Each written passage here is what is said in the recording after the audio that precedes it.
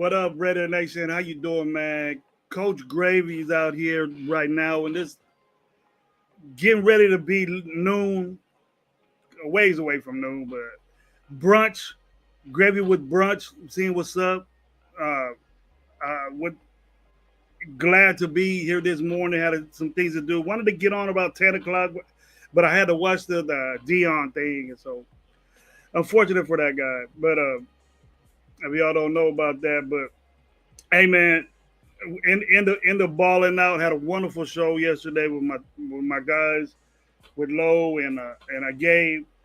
Then got cut off a little bit early and wanted to say a little bit more about it. Um, let me know if you guys can hear me, and let me know if you guys can, my mic is cool. Had to adjust some things a little bit. I haven't been on since last night, but it's been the same way. So just let me know what's going on and stuff. But got some homies out here, homies already in here. What up, Omar, man? You probably over there pumping that iron, boy. Looking good, bro. I like to see that shit. Looking good. Keep getting bigger. Max out every day. That's what I tell. I'm not bueno. What's up, man? How you doing? Good to see you. And my boy Omar, man. The early risers, man. I've been here with Gravy on the brunch tip. Like I said, man, got all my things done today. Uh, uh, Had to go do some medical stuff. Every morning's medical stuff. Went on a good little walk. It's nice weather out here in Fresno right now. Unseasonal weather we have. I just got back from a great camping trip with my family, and it was great. So on that note, man, today I heard some early shows already going on. They're excited. We're really excited. We're getting it pumping up with things about Paz being on today. I have a different view of Paz. Hey, it's very exciting. I'm not going to take anything away from that. Raiders are ready. Um, the things that I hear are, hey, everybody's saying it. I would say it. I'm guilty. Does happen, but pretty much at this stage,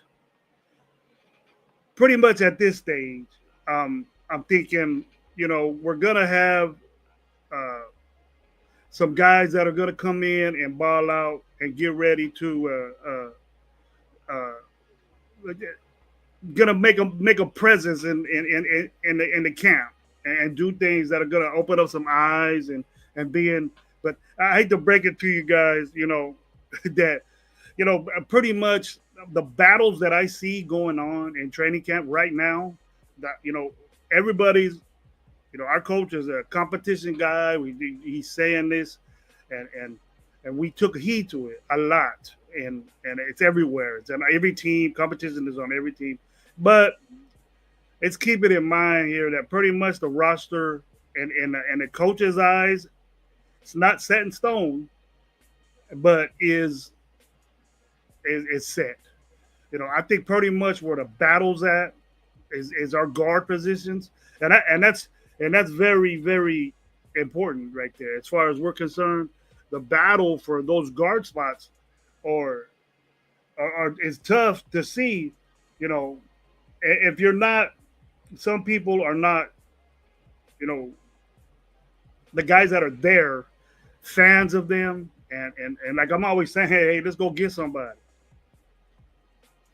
If you were on the Raider Nation live show, last night with my boy What Up Low and Raider Gay 420. Those are my boys right there. We have a great show, man. Raider Nation live. We're getting back into business. We're getting back into it. Starting to strive a little bit. We took a little break, because there really wasn't nothing going on except for me bitching.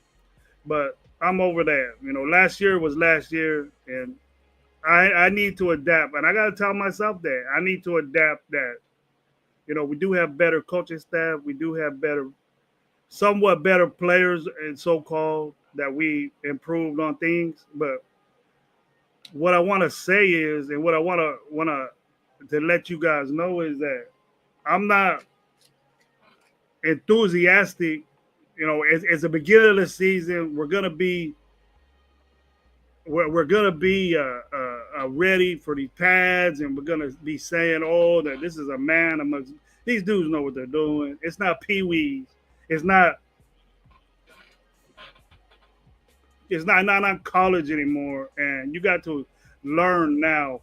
The adjustments of the playbook, from what I heard, and I got friends that played in.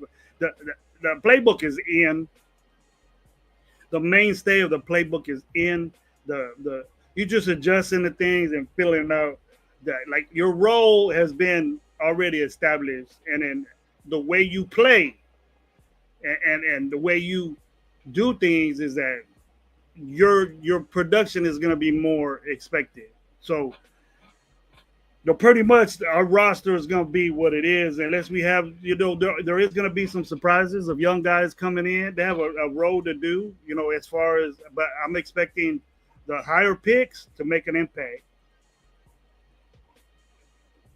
Got my coffee on a late day, man. On Mondays, a pill day. My pills are a little bit later. I take more of them, so my coffee, I can't blend the caffeine with it until later. So my coffee, I need that shit. I'll get a headache, just like my stogie. But we all gotta adapt and get ready. I'm gonna put some comments that my boys were up here saying they're real good. And my boy Omar, first day of pads, Wilkins, Chef kissing motherfucker heads. Let's go. Yeah, that Wilkins situation, I could go at that with length. You know, I'm starting to hear some real funny shit about him, but I don't care anymore. We just what we should be worried about is who's gonna do what he does. He's the type we could say he didn't do shit for us, but he did, in my view. He was important to our team, no matter what he did. His production, the minimal time it was, us Raider fans can say fuck him.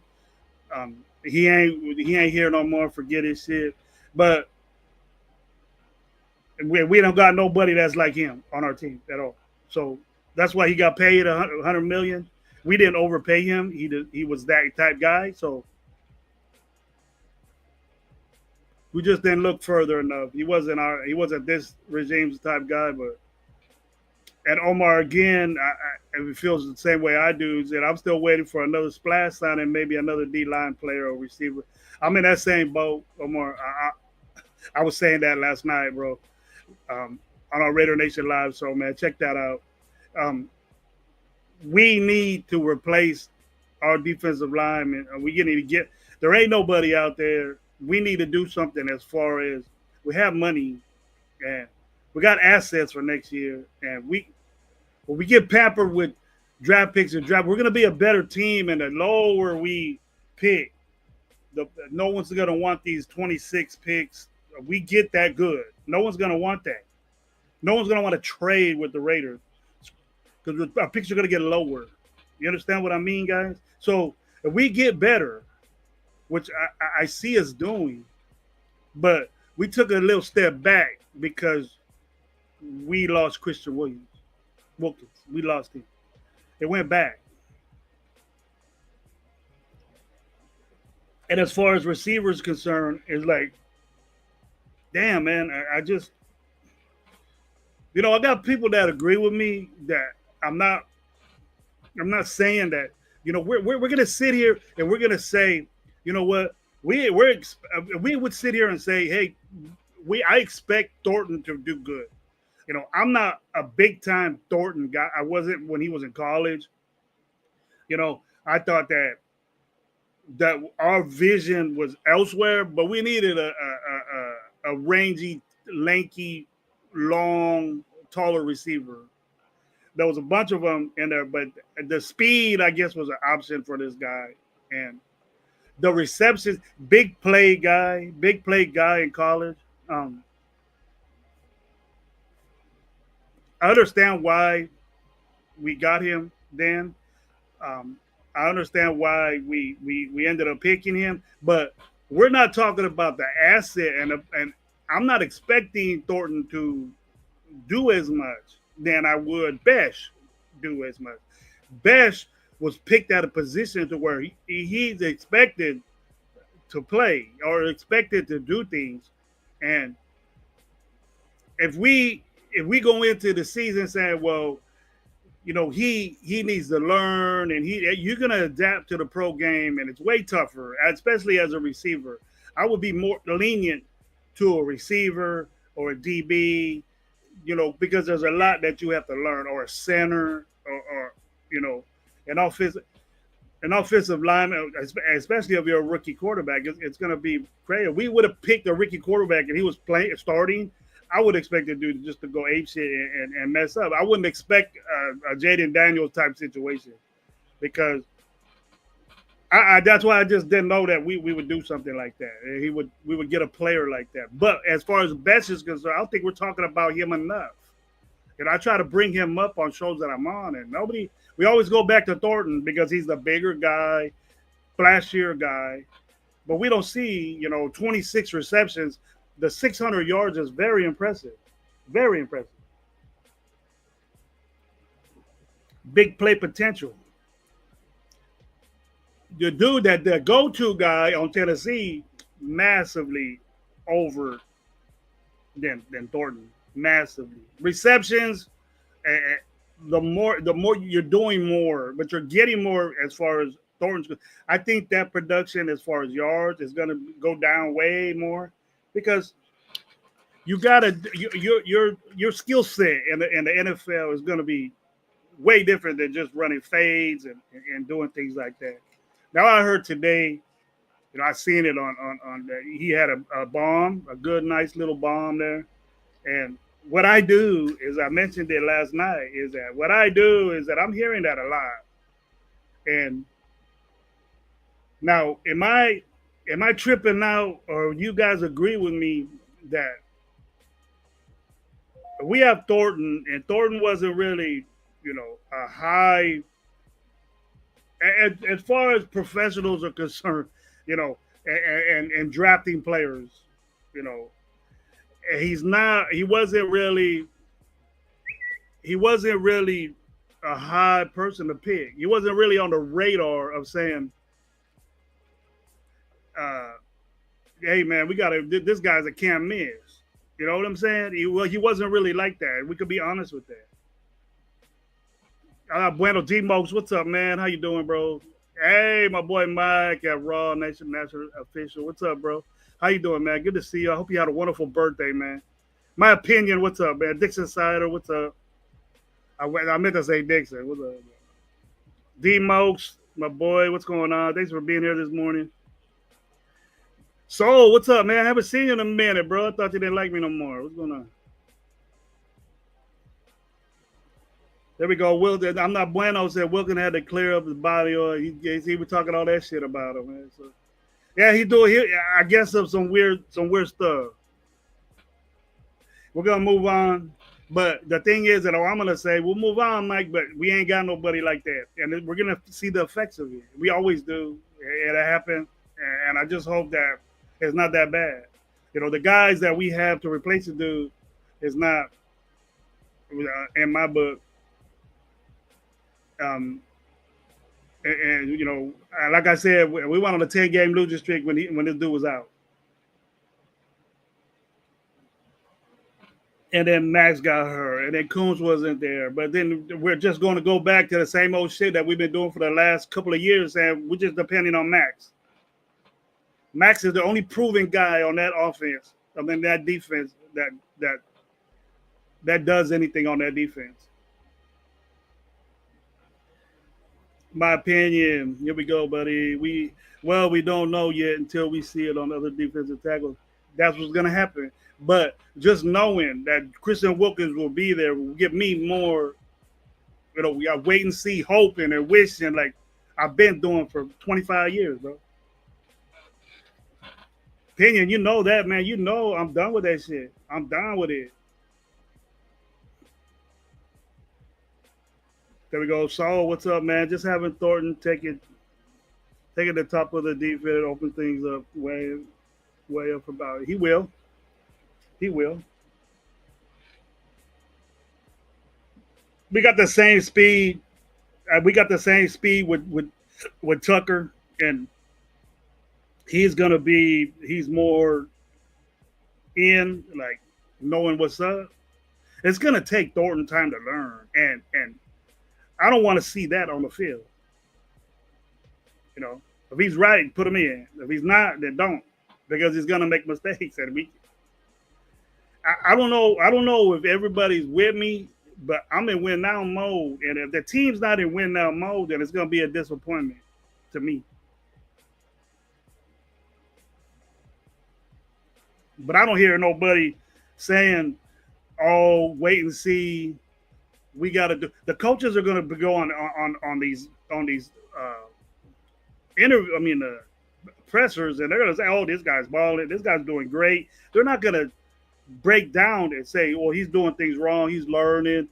But as a coach, you can hear things like I said last night. I heard Pete Carroll say, you know, they tell you the PR people, especially like in JUCO, they tell you don't say somebody is young and they're learning. Don't say that if you're starting them, if they're gonna play, because that just people will eat it up and say, look, they're not gonna be that good. You're not confident in that. What up, Steve DeLuna, Bruce Davis, Wilkinson, bro? We don't have no Wilkinson on our team. Everybody's been saying that. Yeah, Mike Sam stuff. I didn't know about nothing about gay and stuff, but he's doing some crazy, wild stuff. Hope one of our rookies can fill in. Wickers didn't have much of an impact for the 5 games he played for. I don't know how many sacks we had. We had 2 wins. I don't know how decisive they were. One of them was against a good team, and I think when we played Baltimore, it wasn't no surprise that we physical. We were a physical team, bro. We out physical a Baltimore team, and he's a part of that. That he solidified those sacks that Max got. I think he had 2 sacks that game. He sacked Jackson.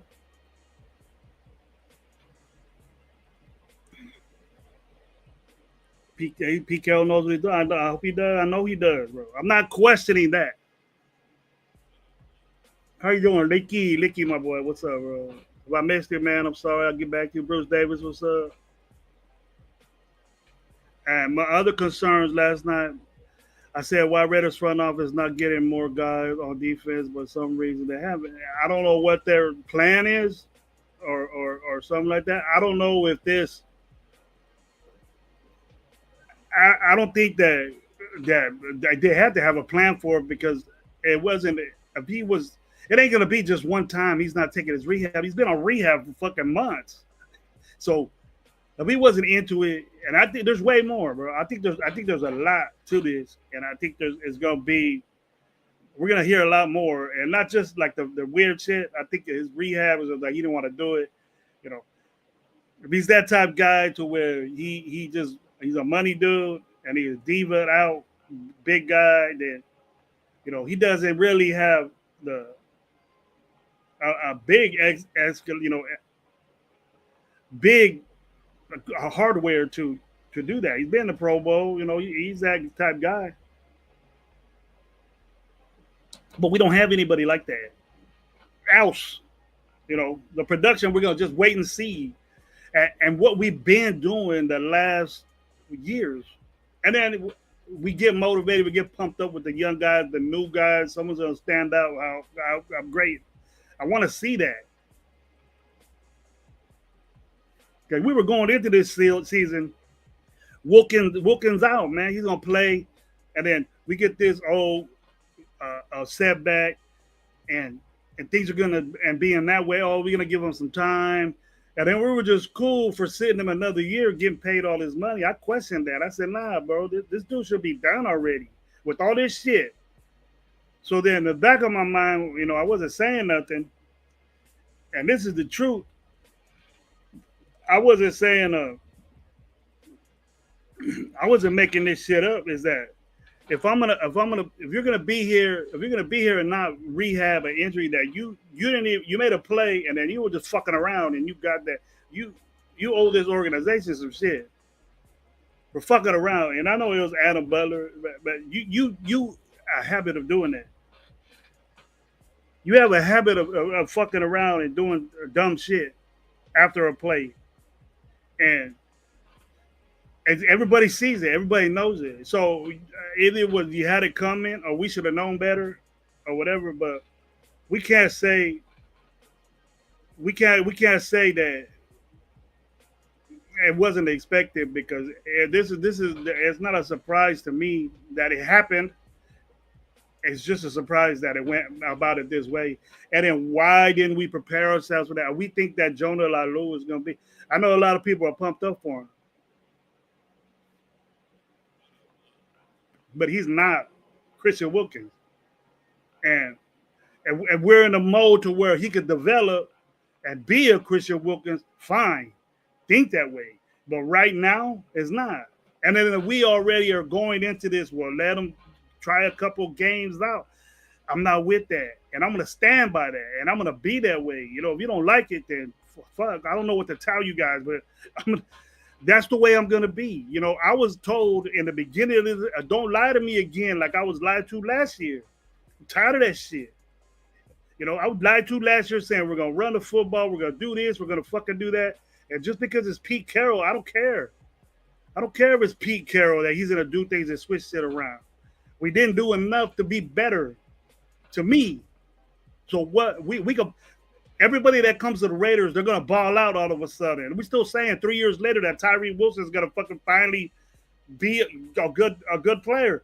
Fuck, he should have been that when we got him, where he was picked. Oh, he gonna blossom now. Tyree Wilson, he's getting.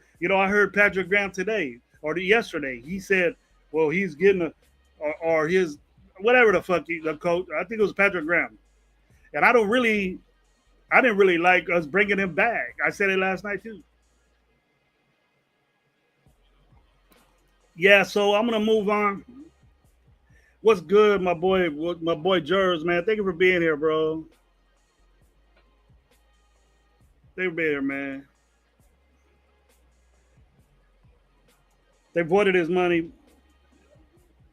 But that's the way I'm rolling right now, guys. Is that during this time, yeah, it's easy to be pumped up and saying everybody's gonna ball out. I don't want to be sour, man. I was saying that, but I got problems with this move that we didn't do something or prepare ourselves. We knew that this dude was hurt, and we knew it's not no secret or real quick thing that he was in. You wouldn't get rid of a guy like that if he just had a video dancing around and shit. He didn't get hurt doing that. So it was something else that convinced me that it was something else. Even if it was some crazy shit, weird shit that people are saying about it. We're just trying to cover it up. But you can't cover up them sacks that he got, not with us.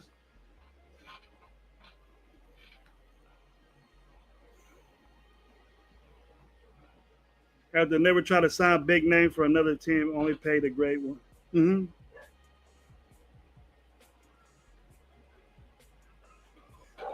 But my opinion, check this out, bro. If we had a coach that was young, and we were bringing him up, and we were doing things like that, and we were saying, hey, uh, we're gonna make this around you, and we're gonna give you a couple years and things like that. I'll be good with Lalu and the young guys we have. But this is not what I heard from Pete Carroll in the beginning, bro. I heard I ain't got time for this shit. You know what I mean? And who's the successor for this guy? You know, he could change the culture and make it good, but I don't think that we're gonna have you know a staple. We got 2 more years of doing this, but I don't want to wait another year, bro. I don't want to wait another year. I want now. He was refusing the surgery, but the Raiders.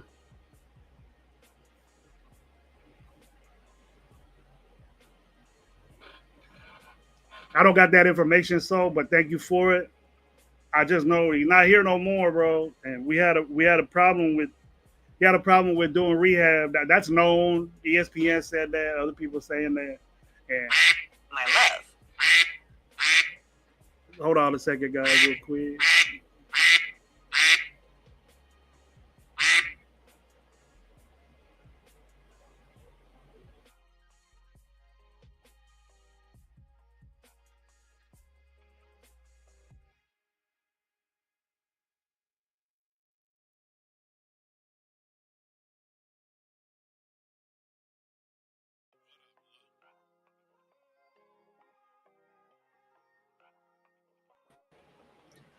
Sorry about that, guys. Wifey called. Can't miss that phone call. She'll be blowing me up. But anyways, yeah. So we got to move on, bro. I'm with that. I'm with that, bro. Want players that want to give it all 100. I'm with that, Mike. Good job. I'm with that. But you know what, man? I'm just hearing a lot. I'm not. Fuck. I don't want to sound like a. Well, first of all, you guys know when you're with Gravy, the Disney Channel and shit, right? You want that shit? It's not that gonna be the Disney. I'm gonna well, the way I feel and the way I'm gonna process my way that I'm thinking is that I'm not gonna be the same way as everybody else, and I'm not just wanting to do that. I want to give my opinion the way I feel about it, and I don't think that we got other guys that could do what Wilkins did. But see, now we're just saying Christian Wilkins didn't do nothing when we were there, and did you watch Christian Wilkins on the tape? Have you seen his tape and what he did? How many double teams he took? So that Max Crosby got those maybe a sack and a half against Jackson. Who was cluttering up that middle?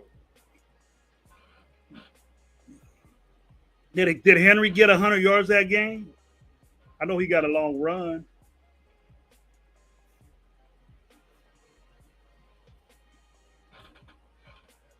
Beautiful comment there. I was thinking the same thing, Omar. We getting ready for fantasy, bro. Me and Omar getting ready for fantasy. We gonna start waxing people a little bit, but that's exactly what I was thinking, bro. Why can't we, you know, if it goes the way it goes, bro, I don't, I don't want to pick high, but if we're predicting what I think we're gonna be, it's gonna be mid, you know, maybe 15. Around, I hope it is, 15 to whatever. That's a pick to where you could get quality player, and a Philly. It doesn't matter, man. Philly could trade back and then still get a good player.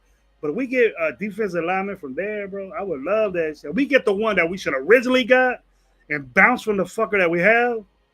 I'm done with Tyree Wilson, bro. I'm done for saying all this dude's gonna blossom. It's his year. Fuck, it's too long already. It's too long already for this dude. I don't care if he balls out this year. I'm still gonna say he fucking sucked. He didn't live up to his pick unless he gets 20 sacks this year. That's the only way that he can live up to what he fucked up. And making us not look stupid for picking this dude hurt and inconsistent in college. That's the only way it will. You got to get 20 fucking sacks, be all fucking MVP in the fucking defense. That's the only way. What's good with my boy Chewy, my Fresno partner? What's up, man? How you doing? They were being here, bro. I'm getting pumped up for football, bro. It smelled like football this morning. I went outside, man, checked out, let the dogs out to go piss and shit. All that grass out there, man. I took up there because I live right by a high school, man. High school right down the street, Fresno High. That's where I live by. And man, it smells so nice. Kids out there get warming up. Want to get back. Want to get back into the mix of coaching football. I gotta get a little bit better. I get doing it. Here we go, Mike, man. Glad you're staying here, man, with me. We drafted Wilson. We have to hurt. From the bad pick, bro. All the way around, bad decision to me. Thought my boy Mitchell took your soul. What's up, man? He was within emotions, grab. Yeah, Fresno boys in the building. Yes, sir. True. All we need is our lives back in here. There we go. We got some good ones. I'm not bueno. I think we need to build our culture before we sign big free agents. Have a history of playing guys when our team is garbage. If it's one guy, one guy, okay. Now we can look at the, Lalu, a little bit did what we expected from Wilkins, okay, little bit, but now his expectations is higher, and we think that he could do what Wilkins did. Wilkins was good at things. It's very hard to be a defensive tackle pass rusher. That's not what your responsibility is. But if you get there, it's even better. It's a bonus. Like for instance with me, with Max Crosby and his pressures and all that shit. I'm not a pressure type guy. I'm an old school. If the pressure should have been a sack. I don't give a fuck if you have 59 pressures and 6 sacks. You just didn't get there. And then the pressure could be you make the quarterback throw something and it could be a fucking touchdown, but you still get a pressure. You still get that pressure, but he could throw a touchdown on you. It doesn't take that pressure away. And so that's the downsides of, he has 69 fucking pressure. It doesn't matter to me. To me, it don't. But everybody else could jack off to it, but I don't. My boy Augie, but what's up, man? How you doing, bro? Butler gonna hold it down on the defensive tackle, and Kutz's gonna make the big difference. Let's see what Pagoose and Hemingway, left guard, the Bay Area, said. You're from the Bay, bro. I lived in the Bay for just about 2 months, man. I got a liver transplant, man. I was a Bay Area boy. Paid taxes in there for 2 months. What's up to the Bay Area, man? Bay Area saved my life. Fresno fucked it up, and the Bay Area made it better. Yeah, who says that? Usually it's the other way around. Fresno ain't too good. That ringtone pissed me off. Yeah, bro, it's my duck one. I got a new phone, Chewy. It's the 16, whatever. It hit to my old phone. They got bad. I just don't. I gotta get to do it. I'll change it, bro, to get on your nerves. It gets my attention. Instead of that, I won't hear it, but it gets my attention with the duck because there ain't ducks around here. Ain't no fucking ducks in Fresno. It's too hot. Bueno, that's my wife we told. That's the only one. What's up, Marcus Banks? How you doing, man? Thanks for being here with Coach Gravy, man. I'll be on for a little bit. We're gonna talk about what's going on. We're gonna see what's going on, bro. CMC, a team last year, yeah.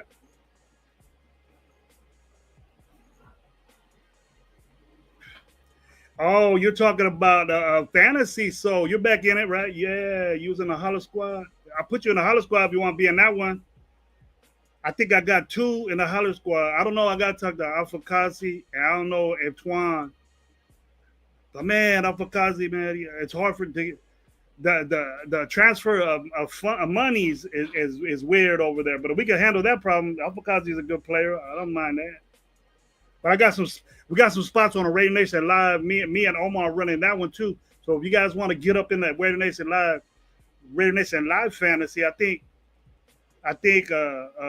Chris don't want no more of that because he whack. And then I think there's another one. Cool Kev, you gotta get your ass in there. I want to play you. You say you're always bad at fantasy. You ain't shit. Here we go, Jeff. Hey, great show today, Jeff. You and Chris, man. Big ups to you, man. I didn't want to intrude on that. I was gonna go on earlier, but I seen you have a show on Mondays, so I won't do it. But great show, man. Real instinct, real informative show. On Tuesday. On Monday show. They're great. Monday shows are great. I'm thinking about doing a Monday show, but so we could bitch and get mad, upset what we did wrong or what we did right. We could talk about it and see what's going on. If it's on a Monday, it'll be on a Tuesday. We have a game on Thursday. It'll be on a Friday. Shit like that. Right off the bat. But we have our Sunday show with Red Nation Live that we really dive into it. But the Monday show was just you watch the game, and that's what I really do. I'm all pumped up or pissed off on Sunday, and I'll just start going all wild and shit. But Jeff, great show, man. Thank you for being here, bro. Much love. It'll be more devastated if we lost Wilkins after he had an amazing season. Yeah, I see what we're saying, people. I see that. But what I want to do is I want us to look. Hey, are we going to depend? Are we going to depend on our young guys? We got these guys for the reason for him being hurt. I think so. I'm with everybody on that. I'm with everybody that said Christian Wilkins has a problem, and it's lingering. And I think it was Lowe or somebody had said that we got these guys for a reason because he's hurt. And I think I gave props to Lowe for saying that shit.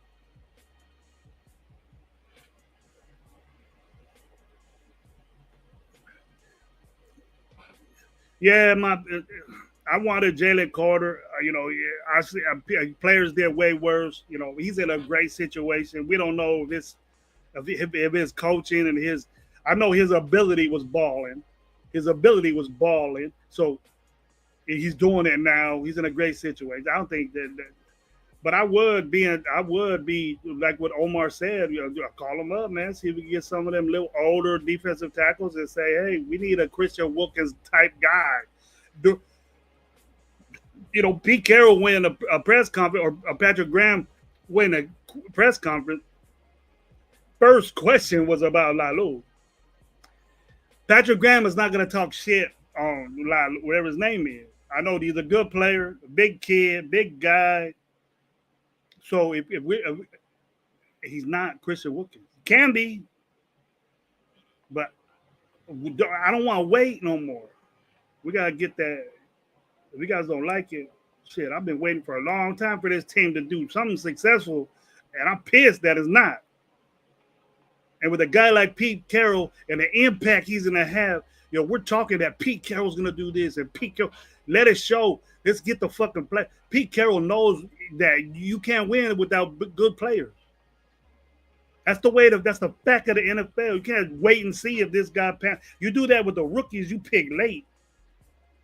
third, fourth, fifth, sixth, seventh round. You and the undrafted guys, you groom those guys to your program. You don't got a lot of time, bro. You know, Best has to do something, or you're 2 years in, you're out.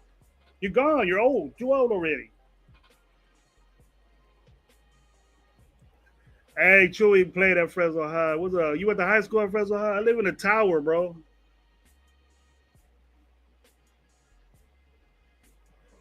I got a house in a tower, and I got a house over there in the east side. And I work for Central. House Junkies, what's up, my boy? How you doing, man? Good to salute. Always salute to you, man. Shout out to the 30-something people in here, man. Yeah, Pappy, I remember him. Raider Shep, what's up, man? Welcome to the show, man. Subscribe to Coach Gravy, Raider Gay 420, and what up, low, man? Raider Nation Live, too. I'm on that show. I'm out here in Merced. My son's first day of football practice today. Let's get it. There you go, bro. That's great. You know, Pee Wees, first day of football, Pee Wees, Pop Warners, or what? That's great, man. Keep them in it, bro. Have them ball out. Hope they don't get hurt. I hope everything's good. That's great to hear. Football started, people. What up, my boy? I haven't seen you in a while. Thought you didn't like me either, man. Thought you was mad or something. What up, Mike J, man? Good afternoon. Hope you're doing well, bro. Good to see you, man. Good to see your face on here. What up, Jeff, man? Giving everybody love, saying what's up.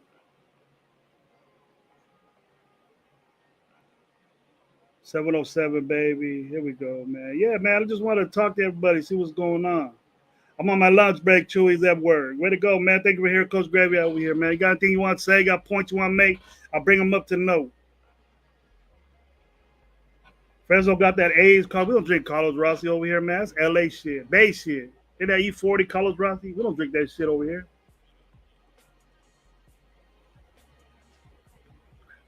Ain't no Carlos Rossi going on in Fresno. We here. We more liquor that shit.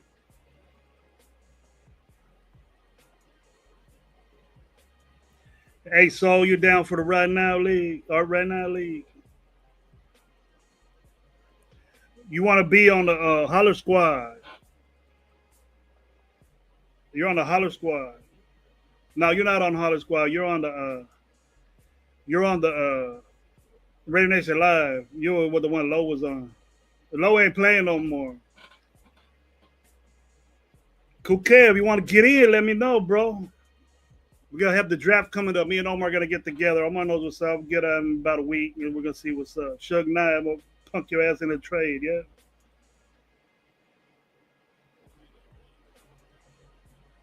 Yeah, I'll do the same thing. I ain't gonna. I probably got different times. This year. I know what time you're going on, Jeff. We, more the better. You know what I mean? We could collab or do something.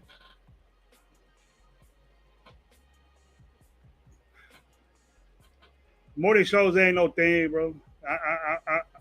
I've seen a bunch of them. And there's more that's gonna pop up, Jeff. More morning shows are gonna pop up. They're gonna see, you know, it could be an everyday thing, but the morning gossip show or what's going on in the league or what's going on with the Raiders is gonna be a big thing. Talk the good and bad. That's good. I heard your little game plan for it. That's great. Nutty Red Renee, my boy. What's up, man? Good to see you, my man. Oh man, always good to see Renee. What's up, man? That's my dog right there, man. I see you a couple of shows, bro. Great game, bro. Great game. Wish one day, man, we could get collab, man, and get together and see what's up, man. Stop all this shit. I wish you get together and do that, bro. You always been a good dude to me, bro. Hope to see you one day, man. See you again. Glad you're doing good, brother. Augie, my cousin got a kidney transplant out here. Oh, I'll put it up here. I'm just reading out some chats before I get busy. Glad you're doing good, brother. My cousin got a kidney transplant out here in the Bay, San Francisco, I believe. Also stays out here in the Valley. Blessing your way. Thank you very much, Augie. That means a lot to me, bro. That means a lot. That community, bro, is deep.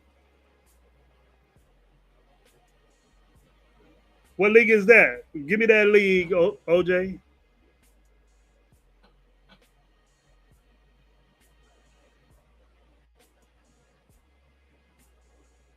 Oh, that's Raider Nation was. It's $50. Yeah. Here we go, my boy Stokes. I'm gonna get on my boy Stokes in a minute. Stokes was saying how good the DBs looked in pass today. Love to hear that. Yeah, that structured pad shit. Yeah, I will.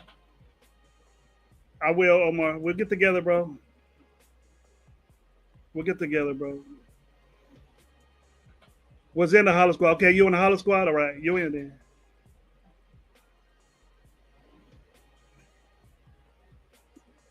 You're right, Mike. Pete Carroll gets the best out of all of his players, bro. That's word. That's straight up. You know, that's one thing that I know that we're gonna do better, man. I gave us the prediction that I gave us in the game to win game. You know, is 8, and that with that 8, I gave coach and Pete Carroll and his staff that he got are named guys that are respected in the NFL. I wasn't with the Patrick Graham, bringing him back, but Patrick Graham produced defensively. I just thought we needed to get a new way, and it's not like, hey man, we got to do something different here because we were getting exposed in the same things over and over and over again, and it just frustrated me. Um, it just it just frustrated me too much to where, um, and especially in the middle of the field, like I talked about last night. If you watch that show, go watch it again. Give us a good little view. That the middle of the field was a big problem for us. We lost games with that issue. We've been losing games with that issue, because the middle of the field has always been open. When we even had a, a well, we had Epps back there for a year or two. We had Morig back there. We had, Spalanka dropped back, got picks, still didn't solve that problem. And then we do, and what we do in free agency is we get a bunch of run stuffers. Look at the dynamic and the stats of pass breakups that our defensive backs have. I think last time I looked, JB was the one, and he's only in his third year. Out of all these DBs we have, JB has the most pass breakups, and more than Stokes. And Stokes has been in the league longer. It trips me out how we look at our depth chart, and that depth chart could change. But I hope it does as far as the DB room is concerned. I hope it changes, and I hope there's new faces and new people in there. We're getting, obviously there's a problem at safety or linebacker that they see to go get Jamal Adams, to go get him. Jamal Adams was a great safety. Okay. Now, we're saying, all right, Diablo didn't do what he was supposed to do as a linebacker. We just did the same thing with Jamal Adams. A hurt dude had a major injury, and he's coming back from it.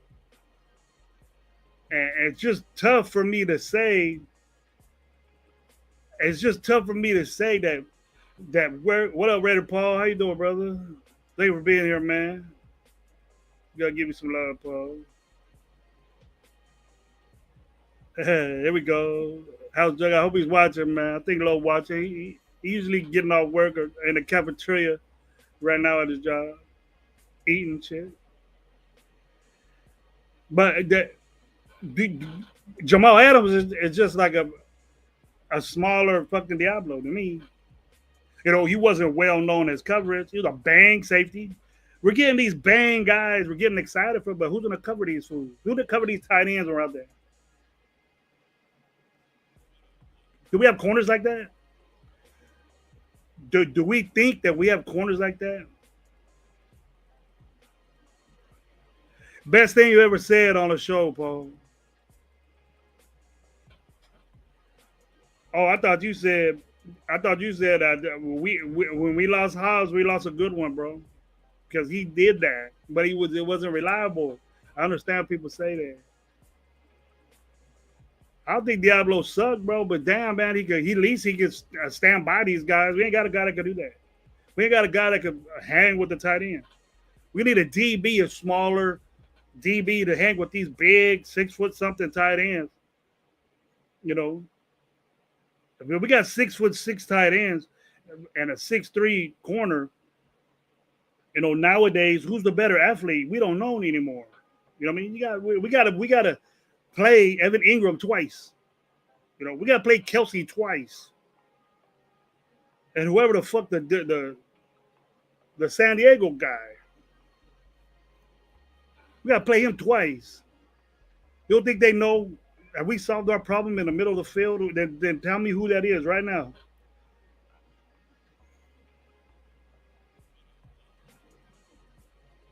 Devin White ain't gonna do that. How is Devin White? Devin White's a sideline. He's a sideline guy, bro. He can't cover. All those linebackers are not known to cover, bro. The run stuffers.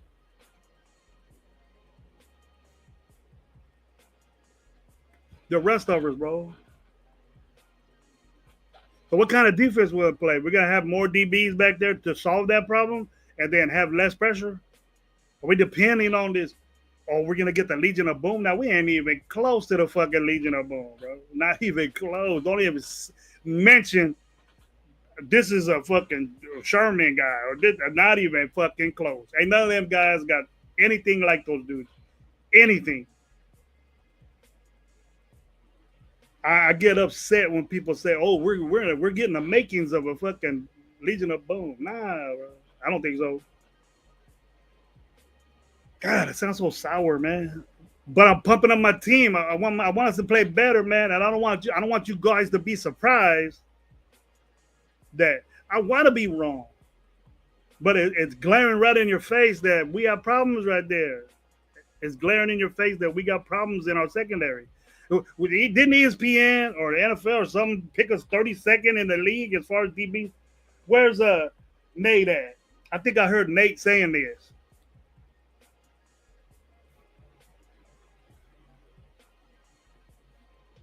I'm a sour ass about though, yeah.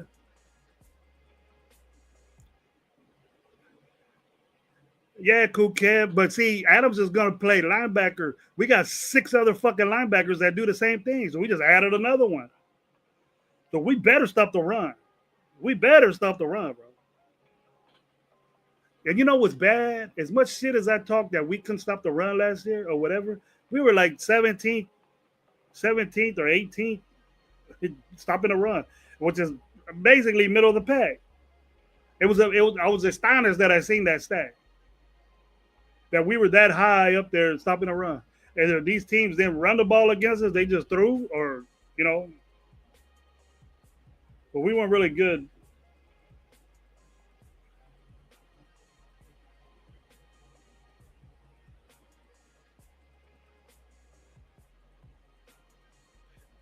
I feel the same way, in my opinion, because coaching. These dudes will be coached better. Who has us going 11-6, bro? Look at Mike. Look at Mike saying that. He was. I ain't gonna get mad at that. Porter, promising guy. Promising guy. I'm concerned that we got a rookie getting first team reps. That just shows. That just tells.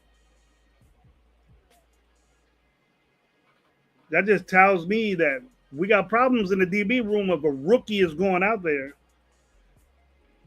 You know, you're beating out these dudes. I will. I'm more happy having JB and DCAM out there because they got that shit. They know what's up. They know what's up as far as getting picked on. You know, you let them suffer that shit. They've been through that already, so they know JB and DCAM would be perfect starting situation.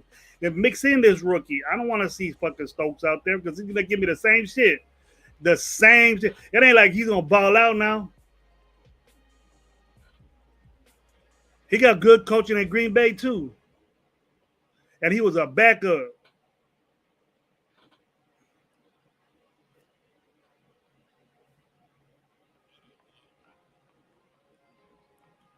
Bro, I don't know what you. Well, I don't know what you get as 11 wins.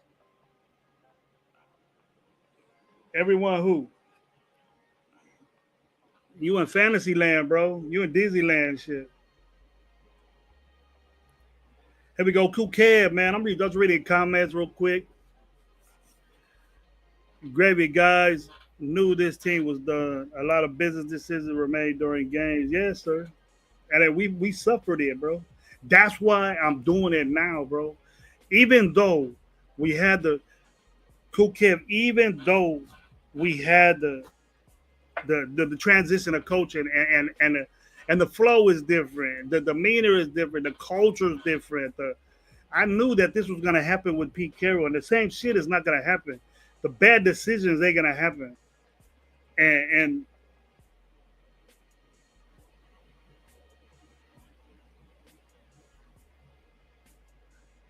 Ramsey started. Ramsey wasn't a fourth round pick, dude. Or third. What was he? What was Porter? Third, fourth round. He wasn't that. Ramsey was around the get.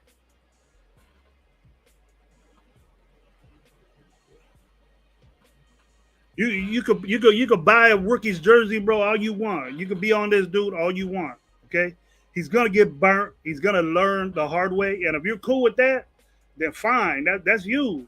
But I'm not gonna get in an argument with you saying, what was Charles Woodson, bro? A number one pick for the Raiders, bro. He was a Rose Bowl champ, Rose Bowl MVP, both ways. You can't compare Darian Porter with fucking Charles Woodson or fucking Jalen Ramsey. Get off that, bro. Go smoke your shit.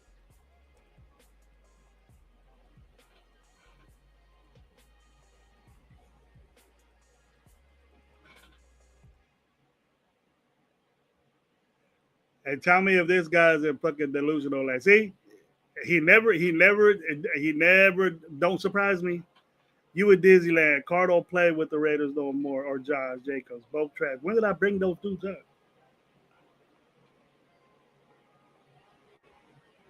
And then he comes up with this: Gino and Genti way better.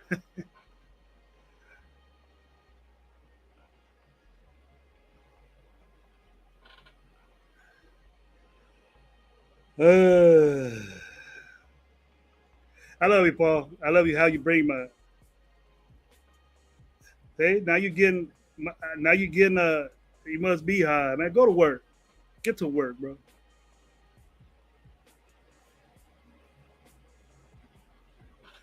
I don't need to prove shit to you.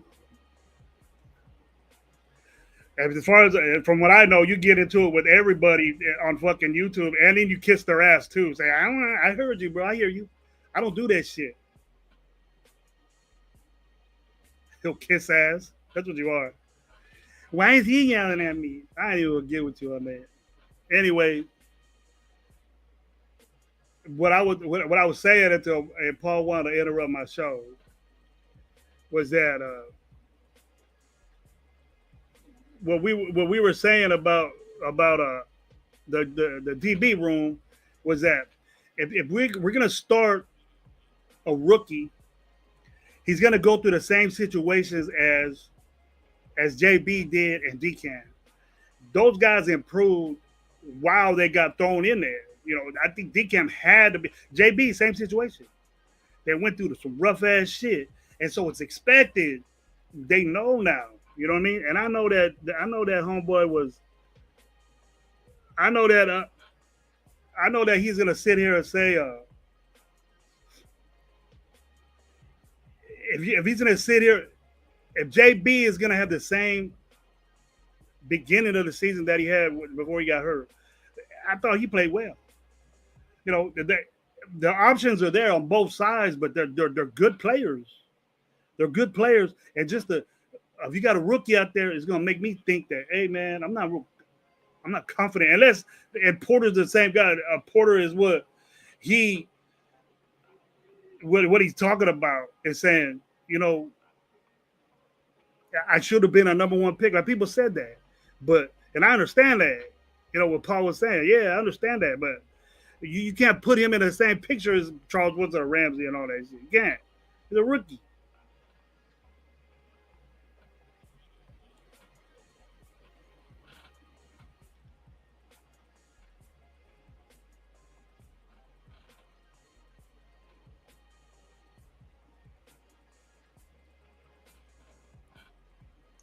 You are gonna hear it, bro.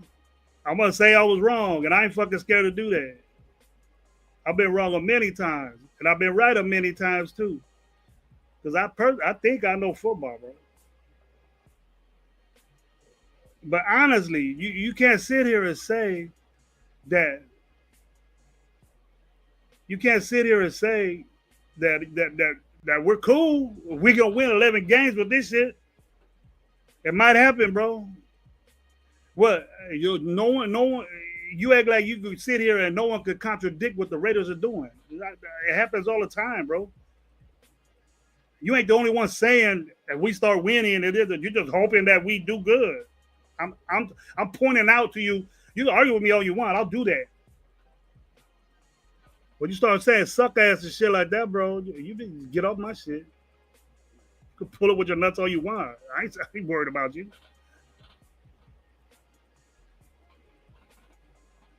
You near me, let me know. I'm with you. We haven't had a team like this since when 2003. What year was that?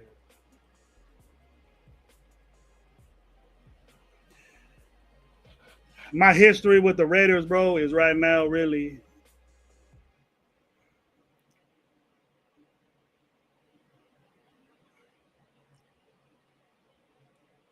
You're right, Steve. I don't know no more than that, but that's my opinion, bro. That's what I think. But a lot of these times, these guys are wrong too. They ain't like you 100%. You know, I know Chip Kelly's dope. I give him credit all the time. If Chip Kelly fucks up, I'm gonna fucking I'm gonna say that give him a chance. I know what it's like or anything like that. I've never been in the NFL. You tell me a show that you listen to that's been in the NFL that can say that. I'm sure there's a lot of them. But just because they contradict on what they're doing doesn't mean that we don't know. I don't know more. They're fucking coaches and they're fucking general managers. I'm just a I'm just a show host.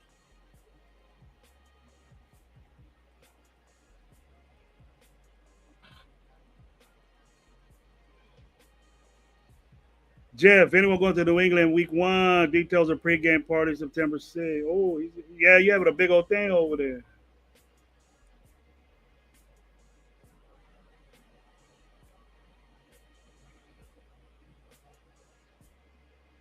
Steve DeLuna, thank you, bro. Appreciate that. I just think that we could get better. I just think we could get better and a situation. But now I think that it is what we got. Je, what's up, man? Welcome to the club. Welcome to the club. I've seen you before, bro. You got a dope little ride there, man. You got that Impala right there. What's up? That's good. But I tell you what, I'm gonna be at the home opener, bro. I changed the Dallas game to the home opener. Man, the Dallas game is, dude. I ain't gonna sit waiting to fuck up there thing for it's $800, $600. Fuck that. I'm not doing that. I'd rather sit, a good little seat. Me and Gabe gonna be in some good seat. I think Arkham's rolling with us. You know, Low got hooked up. So if you said good, Paul, guess that. But the whole trip, bro, I'm taking my family with me, bro. So I make game. I want. I don't just don't want to go to one game, bro. I want to hit the Bears game. I'm gonna hit the game in LA. We were talking about hitting the Titans game out of town, so we're gonna be doing that. There'll be a lot of Dallas fans there. Yeah, I'll shout them out. If you the dude you say you are, and then you punk them all up. If you the dude you say, bring your nuts to that game. And my prediction right here, Mike, I think that I think we're a good 9-win team right now. If and that's look, man, we're depending on rookies. We're depending on very young guys to do things for us, and that's hard for me to blend in with what we're doing. You know, the rookies are gonna do rookie shit, and they're gonna do. I'm just trying to make it as convenient for you to understand the way I'm thinking. I'm not bashing my team. I'm just contradicting on the things from free agency. I was we need this, we need that, we need to get this. Then then we didn't do that. We just and we make the excuse that hey, it's a lateral move, and then I didn't see it was even a lateral move. The only lateral thing we did as far as linebackers or whatever was Pratt. You know, as far as Mullins, I mean Morig, it was Chin, and is Chin better than Morig? You know, Morig was I expected more from Morig being what he was picked at. You know, he was a second round pick, bro, high. You know, he was a high second round pick, and and I think that he should have been. He was getting better, and to me, I thought that Jack Jones made Morik better because of the instinctiveness, and Morik knew you need a corner like a cornerback like Jack Jones. And much love to Jack Jones. I was a Jack Jones guy, bro. I wish we would have. He might be an asshole, but you tell me if there's anybody in the NFL that ain't.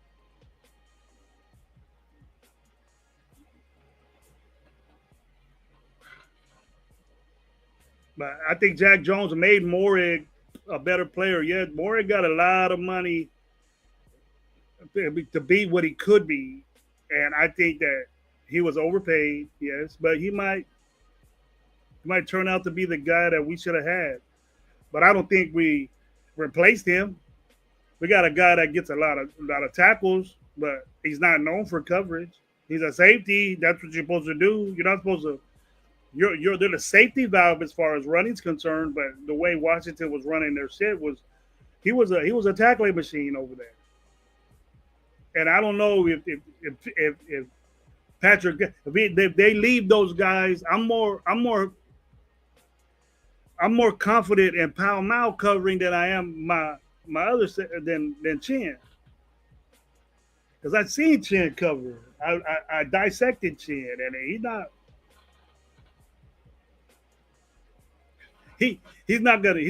like Morey as far as coverage, and even Morey got burned in the middle of the field. So where is that coverage at?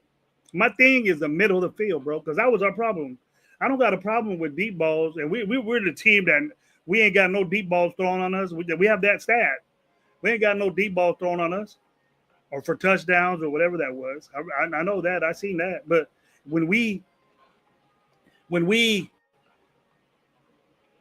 when that happens and we get beat in the middle of the field for 5 years straight since Patrick Graham has been here, when Gus Bradley was here, that didn't happen. And then when even fuck the middle of the field has been open for 5 years since Patrick Graham has been here. 4 years since Patrick Graham's been here, the middle of the field has been wide open. it'll be 3rd and 18, 3rd and 20, and fucking right down the middle of the fucking field, boom, a completion. So when is that gonna get solved, bro? I said it last night. When is that gonna get solved? Who is gonna be that guy to do that? Is it Chin? He's not known for that. He's not known for coverage. He's a safety. He should be. And I understand the development of safety, of strong safeties now, and free safeties now, and the 4-2-5 defense. I would rather put more linebacker. I'd rather get a linebacker to cover a tight end or to put some hands on them. And then, that's what they're doing. They're bringing a safety in to be a linebacker, but Jamal Adams to do that? If we just would have stuck with fucking Diablo to cover tight ends, fine. He could do that because he was a safety. But he wasn't a better safety than Jamal Adams. Jamal Adams isn't known for coverage.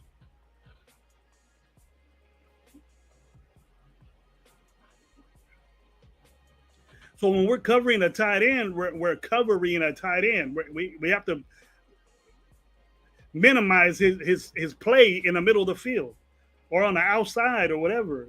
We have to do that. Wherever he goes, wherever that grass is that he's going to be at, we have to cover that. Who's going to do that for us? We got a bunch of guys that can stop the run. Yes, we better fucking stop the run. I've said that before. If we don't, shit, I'm going to go off. Gravy's going to be going off, bro. But what you guys think, man?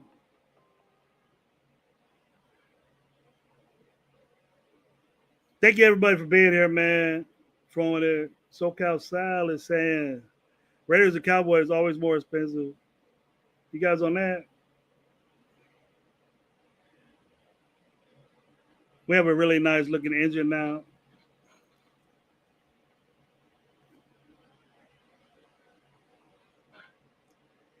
Great point, Steve. Great point.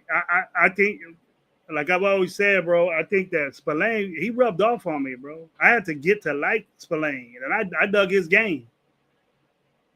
He grew on me to where I was saying he accolades of Pro Bowl status. You know what I mean? He was playing Pro Bowl ball for the Raiders. And that's one of the guys I thought we could have paid up to get. We could have kept that guy. And we would have kept that guy. Would have been more confident in our linebackers because he did get us some picks. He was in right situations, but he was involved in that middle of the field exposure. Now, I know we're not going to solve every problem in the middle of the field. But, hey, if you ain't got nothing, every third down, I wasn't confident, and you knew exactly who didn't know exactly where the ball was going to go in the middle of the fucking field. And we knew that. So if I see that get solved, I'll change my view as far as the defense is concerned. I would. Freak Thinker, what's up, man? How you doing, man? Thank you for being here.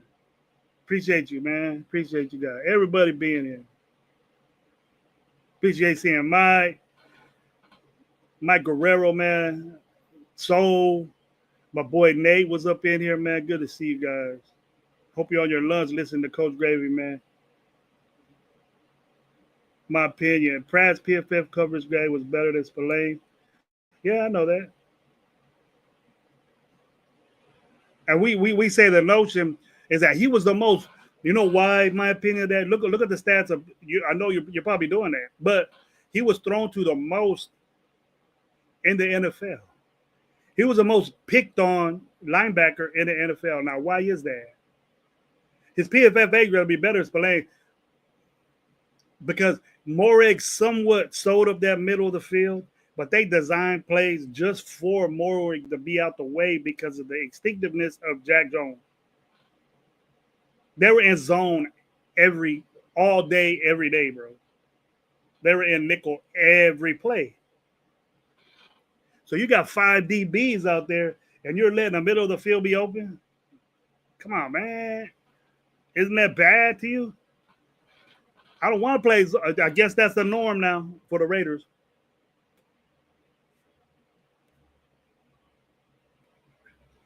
I'm going to be tripping out if we go out there and play zone first game. I ain't gonna be surprised.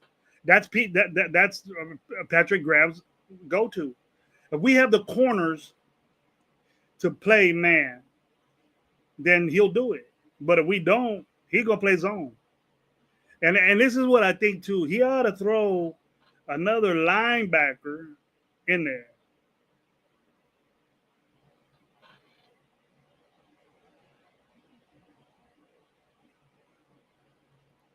Ain't no problem, bro. His PFF grade is higher, bro. I try to know what I'm talking about too, bro. I'm in the same boat. I don't know everything, bro. But I'm telling you this. I looked at Pratt when we got him. I looked at him, and he was the most picked on linebacker in the league last year. And they're not doing that to get away from him. They're doing that because he has problems with coverage. Probably. That's what I would think as an offensive guy. I'm saying, hey, he can't cover right. So that the more you cover somebody, your PFF grade is going to go higher. But what you do after that, it'll get low. But I know they had quarterbacks had like 100 something, 100 something quarterback rating when they threw his way. Look at that. Check that out.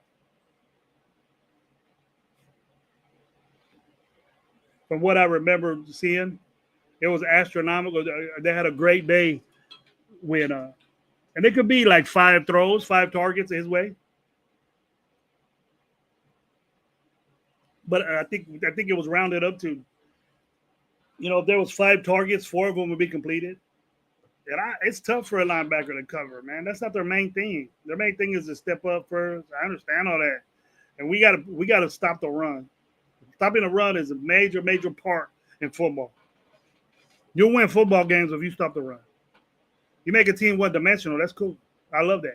I don't give a fuck what it is. If you stop them, but you have to. You cannot have teams run all over you because the game will be over in fucking 30 minutes.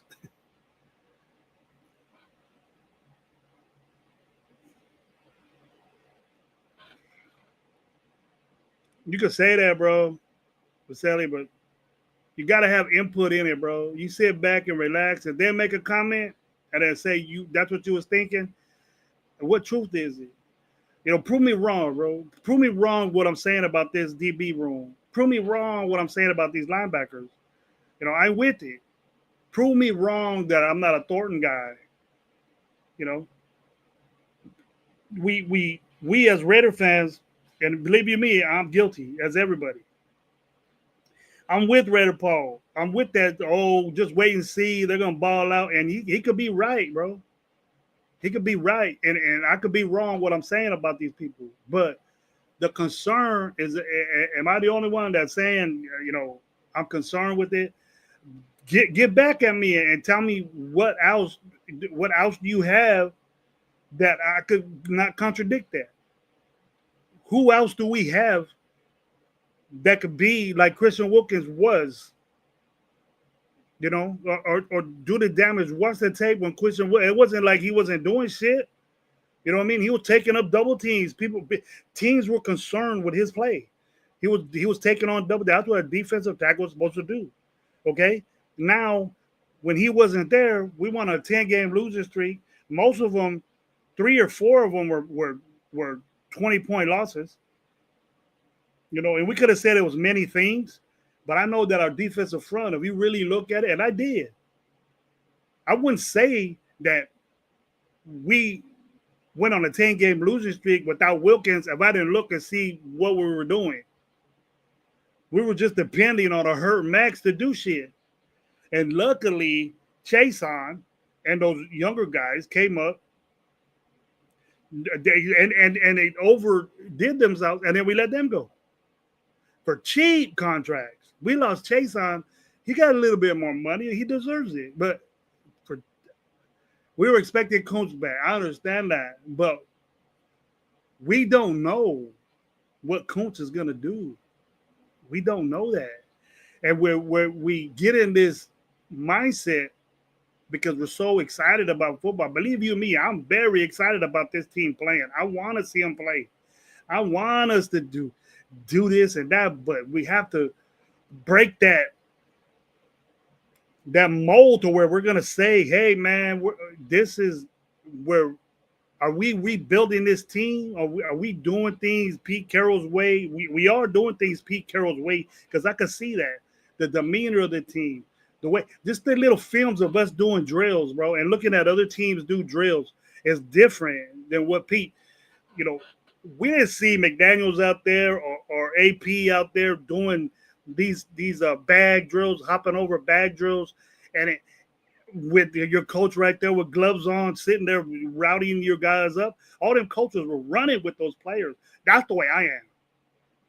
Maybe you guys can't see me doing that, but I'm like that. I know what it feels like to be in an environment that's good and a pump up environment. And I also work for guys that were fucking sour guys. They talked it, but they didn't do it. And it shows in your play. It shows in play.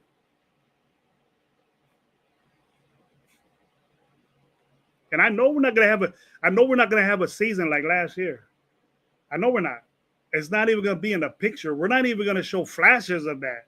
But if we think if we're gonna say, oh, we gotta put it at a certain level, let's play better, let's look better. Our uniforms are gonna be the same, but it's gotta be a different looking Raider team. Let's run out there and execute some running plays. Let's not be so vanilla and let's get some designing going on. I know things early are gonna be let's move it, but still you gotta have the same impact. Let's do shit now. Game one, let's be ready to go. I don't want this shit. Oh, it takes, if things don't pan out the way that we want them to be game one, it takes a couple of games to fucking get going. Nah, those are losses right there, and they mean something. That means something. That shit means something right there. That game one, game two means shit.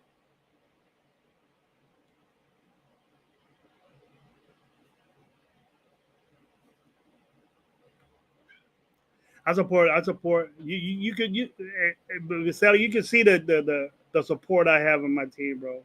I want to win.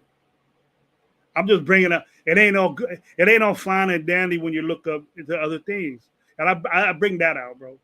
I have concerns with the secondary. And I'm not the only one saying it. I'm not the only one saying that we have a problem in our secondary. Why are we saying let's go get Jalen Ramsey? Because he's a big name guy? Why are we saying let's go get Hilton or whatever? I think he went somewhere else, but why are we saying that? Why are we saying let's go get Gilmore? Why are we saying let's go get somebody else? And then why are we looking at Quentin, what's his name, that was in the room? Because we got a problem at defensive tackle now.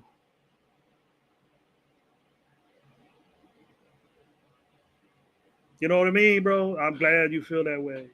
I'm just trying to. Yeah, he went to the Dolphins. Ooh, they got Jack Jones and Hill. Ooh.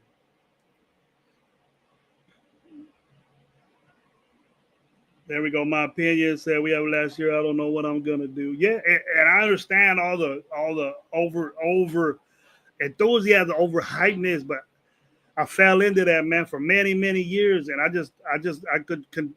disciplining myself to say, hold up, as much as a good coach Pete Carroll is, and the obstacles that he's been through, and he's been through a bunch of them.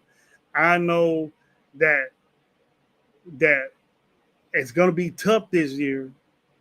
It's going to be tough this year to do what he wants to do. And if we're going to go by this year by year until he's out, then I know he's not going to say it, but I will. We're just getting this going, and we're going to do it young, and they're not going to tell us that. And I don't think it's a rebuild because we wouldn't have did all these big contracts with Max Crosby. But it is, think about this, that it is concerning that why haven't we paid Jacoby? Why haven't we paid our tackle? If we're not rebuilding, then let's do that. You see what I mean? I like, why are we lollygagging around and not paying our best offensive lineman. Night Out, what's up, man? Thank you for being here with Coach Gravy, man. Rock, what's up, man? Thank you for being here with Coach Gravy, bro. Shout out to the 30 in the house. Tony Shepard, what's up, man? Good to see you, bro. Thank you for being here this afternoon. Happy lunchtime to everybody in the West Coast. Lunchtime, mountain time, and getting off work out there in the East, I guess.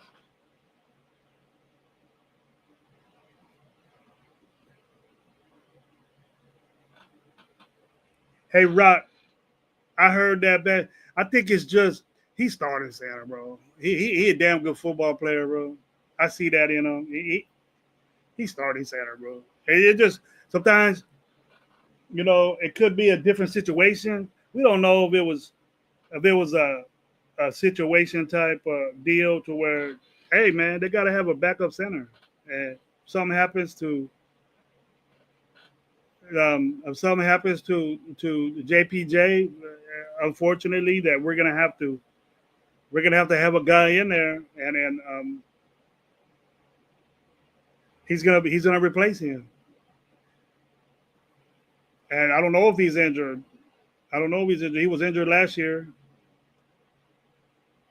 But I just think they're moving shit around. But see, I don't want stuff to be like we were game 5. We were still rotating this offensive line. I like all this. Oh, we gotta wait a couple of games. I hope nobody says that on our shows, bro. I hope not one person. That someone might do it just to play around, but I hope nobody says, oh, it takes a couple of games, because then he just gave up to bullshitness. I'm gonna call you a dipshit. Then it's like, nah, football's not like that, bro. Put that wait out 6 games. That's what you got preseason for. All this shit right now is to smooth all that shit out. Who's better? You're in pass now. So it's time to get all that shit out the way. Who's better? Let's go.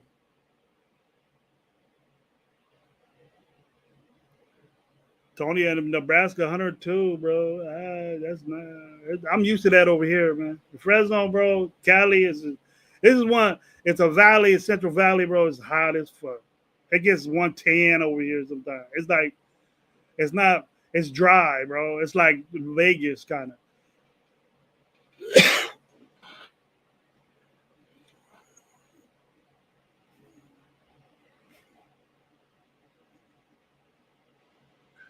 Hey, I can ask my boy Josh. They at the spot. I know Tick is gonna be out there. 805's out there. I got. There's people out there. Zella, you in Fresno? Are you a Fresno guy too? What up? Let me know, man. I got a lot of Fresno people, man. We got you in Fresno, bro. He says not bad for us. It's nice in Fresno, bro. So if you're in Fresno, bro, me, you, Chewy, fucking all eyes. We can get together, man. Low. We can see what's up. Rock, you in Fresno too? You go to the dog games, bro. I got season tickets at Fresno State. That's my shit right here, bro. I'd be for Fresno. I hate Derek Carr. I don't know. I seen his wife fucking yesterday at the mall. I don't tell her shit. Not her fault. I think a nephew or something playing at Bakersfield Christian or something like that. He pretty dope too. I think he already committed. He like a sophomore. He committed to Fresno State. There's another car coming. Couple of them. Bearing wheat tonight. There you go, Tony Shepard.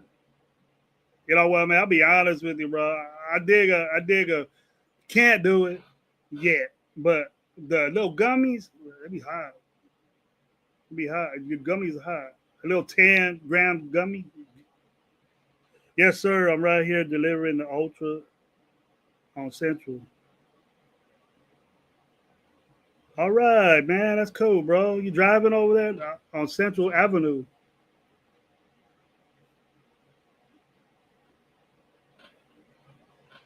What would I say to DJ?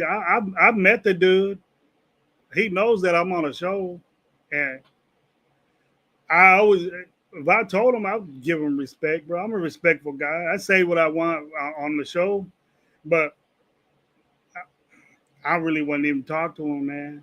I'm a Raider fan. I said, man, you did a lot of bad shit.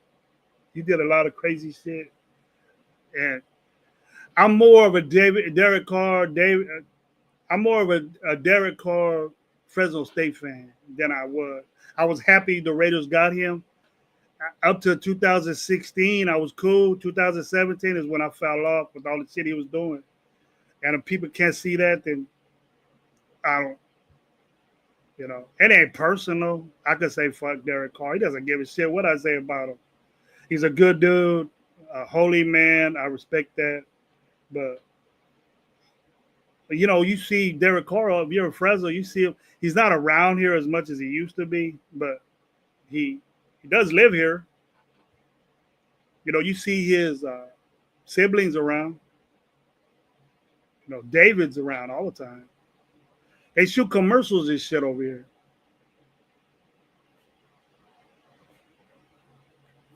Where I used to see him a lot?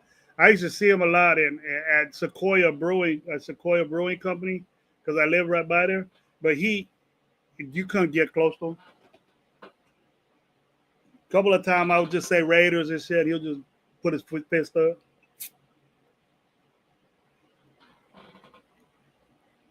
But if I see somebody, if I see a guy like that, like little personality or whatever, I respect him eating and things like that. I don't want nobody fucking with me when I'm eating with my family and shit. But at games, man, I used to say, you fucking, everybody did. I'm not the only one that used to say.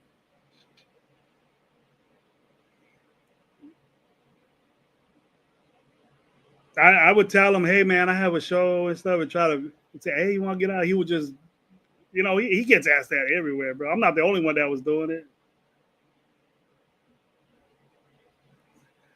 I know what he would say, bro. He said he loved everybody and he loved being a Raider. Yeah, he just like he loved gimmick. He loved everybody and he ain't gonna talk shit on nobody. That's the way he is, bro. He didn't criticize not a once. Never said, his brother did though. His brother straight up. But deep down, bro, he loved the Raiders, but deep down, he's a Dallas Cowboy fan, bro. He got a son named Dallas. He got a son named Dallas.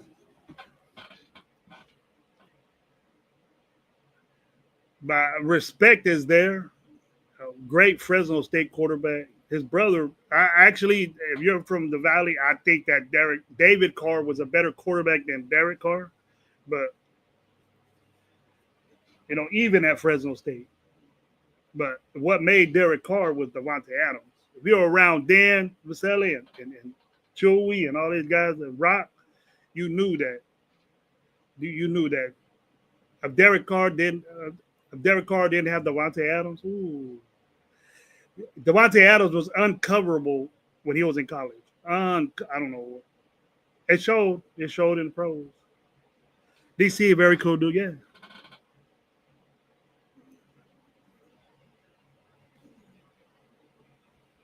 When his name gets brought up in Fresno, bro, you're not gonna win that battle. You're not gonna win that battle. I know that. I know that for a fact. But I don't go out of my way to see the dude. I've seen him. I met him. I got so much shit signed by Derek and David Carr. It's crazy. And Davante. I just have a. I'm a big, big Fresno State fan, and I'm a big Raider fan. More Raider fan than I am Fresno State. But I'm gonna tell you this: I was very disappointed on the performance of Derek Carr when longer later on in his development. He's a cool dude though. Both of them are very cool. That family's good. They're real righteous, humble people. Derek and David, they appreciate what they have.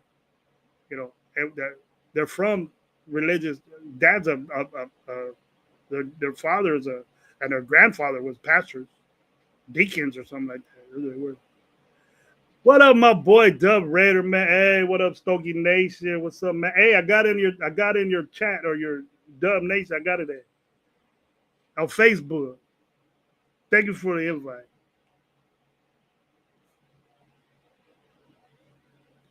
I got a Cohiba 60. A, what is this? Cohiba. It's a Cohiba. I know that. That's a Maduro, though. I just smoked nothing but Maduros, bro. I smoked nothing but Maduro. How you doing, Dub? Thank you for being here, man. I appreciate it, bro. Shout out to the 25 in the house, bro. Listen to the gravy. I'll be on here about 2 hours. Got about another 30 minutes, 45 minutes to go. If we make it interesting, we can go longer. When people start bitching, start complaining. Hey, you know what, Dub? Let me know. Let me know in the chat or get at me on the side, bro. I know I got you on IG. Let me know if we're gonna be in Vegas, man, on opening day. We gonna kick it, man. I don't know where all the. I'm gonna get with Loon, but I know Loon's doing something that day. I reached out to him and said he's having a little swim party and stuff. So I'm gonna be there Sunday, bro. And I want to get with people and smoke a stogie and watch games, bro. So if anybody gonna be out there, you want to kick it with Coach Gravy, let's go. Go get something to eat. Go, I don't drink no more, but I watch you drink and let you get crazy. I got your back. Don't worry about that. Let's go. Let's go tapping ass. I seen that. I looked at the reviews on that, man. I got a bunch of cigar joints in Vegas. I can't wait. Nice ones.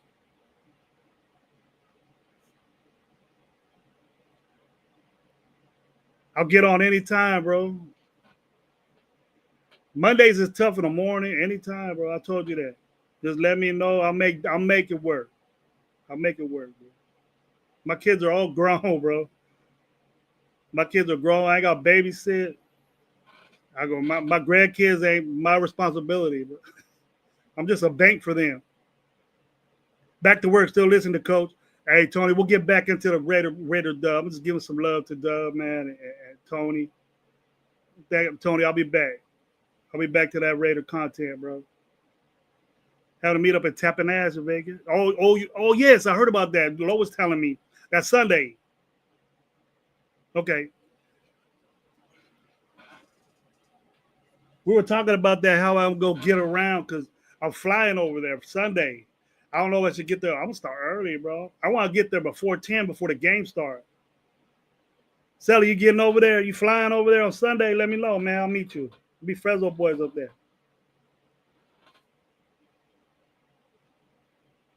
You already booked everything. I'm going to do that. I'm going to do that today. Oh, it's Saturday. I won't be there, bro. I won't be there, bro. Oh, you know what? I might be there Saturday. The 15th is a Sunday. The game's on Monday. I'm coming back Tuesday. Yeah, I won't be there, bro. But Sally got his stuff booked. Night Owl, what's up? Raiders, that's what's up, bro. What up, Night Owl? You should do it. You should do it. Yeah, we had to meet him, man. My bad.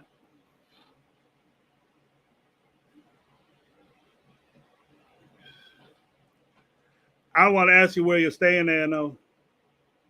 I'll be there in spirit, bro. I spoke a stogie. But if you're in town, bro, if you're gonna be there Sunday, shit, I'll be there. If you're gonna watch the game or stick around, I'll be on Sunday morning. I could crash over there. I can't check into my shit until later. So I'm gonna be rolling around looking for people unless I get a straight up, unless I get a straight up shine right there.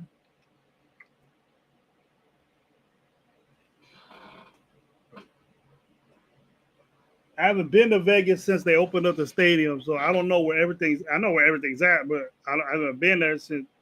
But what I'm looking at booking is being right by the stadium, so I could be at the parking lot or where the tailgates are at. I'll be solo, bro. I'll probably be with Lowe and Gabe, but I don't know what time. I don't know when Gabe there. It's a little trip for Gabe, man. It's like 2 hours, 3 hours. It's 6 hour drive for me, but I'm gonna fly the hour.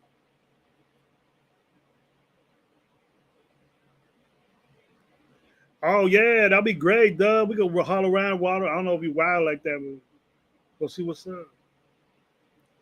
With a stogie and a nice little cool lemonade or whatever. We could go to Tick Sting, see what's up. And smoke probably over there too. I think it's at Palm something. I don't know, man. I don't want to say, but I'll let him pump that up.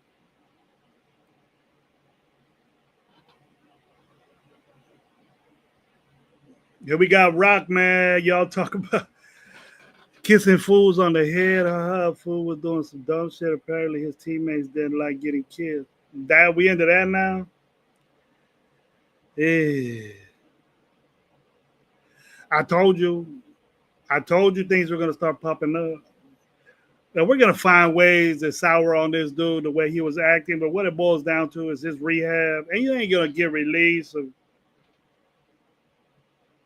I'm sure worse shit goes on in the locker room, but it's because of his rehab and the way he took, the way he did that, the way he went by doing that. And I just hope that if he's over there grabbing ass, that happens in a locker room. But I don't know about if it's assault type shit. Then get bust his ass.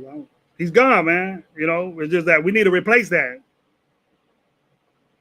We need to replace that gameplay that he has or could be him. We don't have that.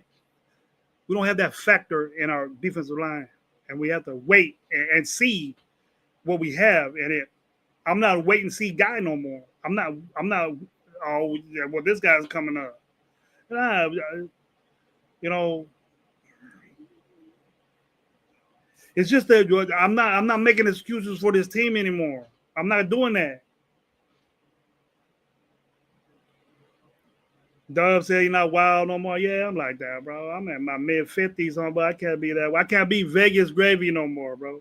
I can't 20s and 30s. I can't do that, bro. I'm way out there. When I said wild, I just meant, hey, just stay at K Place a couple hours, drink some lemonade or some sexy sodas, and just relax. That's my shit. Sitting back in a leather chair at a cigar lounge and drinking that. That's all I need, bro. I'll sit there for hours and watch football. That's what I'll do. What up, my boy Rafa? Raw Nation out. Red Nation have a good one. Take care, Gravy. You too, Mike. It's good to see you, man. We're gonna have you on the show. Lo was telling me pretty quick. Talk about that again. Happy birthday, bro. I seen you out there. I seen all your lives out there on the beach, man. I know it was a good turnout. Raider Nation was there. That's great. It brought a new aspect of Raider Nation kicking it, bro. That was dope. I would have loved to have been there, man. You called me, man. It was good talking to you, man. Hearing your voice again, bro. Good seeing all the people with love. Raider Nation's deep. That's great. Great to see all them hoods, man, repping all them people over there, repping all them area codes out there. Good to see. Raider Nation's everywhere, bro. You bringing it out. That's great. Dante Thornton and Gina connected on a 7-yard bomb. I heard that.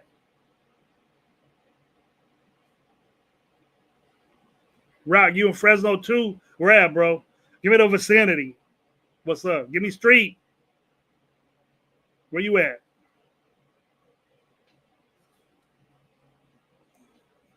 Give me a street. Um, I heard that. That's great. Great to hear, bro. I'm excited about this, dude.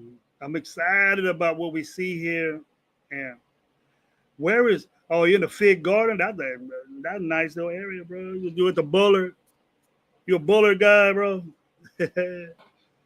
You a Bullard guy.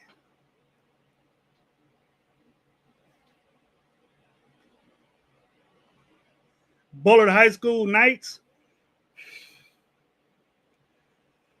I hate Donnie A-Rags. I hate that dude. Did you play football over there? You like Donnie A-Rags? Christian Wilkins looked like everybody else that came through for a bag only. Not out. You got a great opinion, bro. I could see people saying that now, but dude, he made an impact, bro. When he was in Miami, it was a different dude, different guy that we didn't see.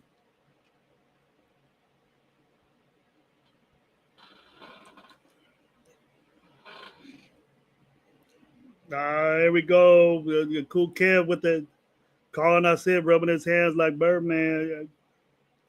That's bad image on us, and then we're bringing that shit back again to the Raiders. We always got something hollering out during training camp. I just wanted to go away. I don't want to talk about Wilkins no more. I don't want to talk about who's going to replace him. Who do we got as confidence? And I know that Pete Carroll's going to say, this guy is playing good. He's going to give us the shit we want. Just like, Thornton getting these bombs and doing that and doing this and doing that. But the way I'm looking at this here is I'm saying my concern is not Thornton. My concern is not our offense or just the guards I'm concerned with.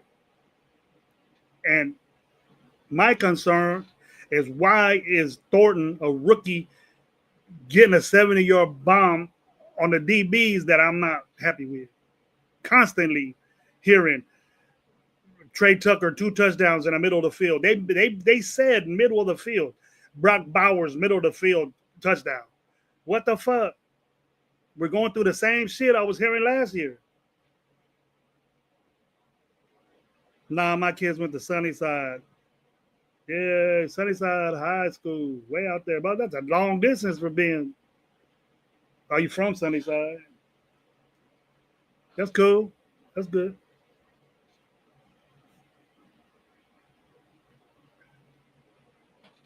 I don't want my kids going Fresno High. My kids went to Hoover. Got a house in Hoover. What my mom does. We usually, you do the dresses and shit. They went to Hoover. It was mostly for my daughter. My daughter was a great soccer player at Hoover. So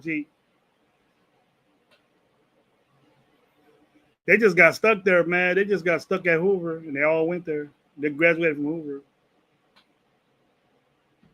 Central and Cherry, oh, you way out there, bro. Well, way out there from me. That's country. That's a nice little spot. You're out there East End or Malaga, or out there where Low lives. Low lives in Cowway. We got 3-4 guys to replace Wilkins. I'm good with that. We play 3-4. I was considering that, Kukel. What we have is Adam Butler, and we're not confident in these other dudes doing what, Quincy Wilkins can do. Go 3-4, bro. Have more linebackers over there. You'll stop the run. And then, one of those guys on the outside could be a linebacker. And cover the run, have the perimeter, and then pass rush. And then you could – our outside guys that, can they do that? Are they athletic to do that? And two good athletes, very good athletes. Or center, out there. That's East End, right?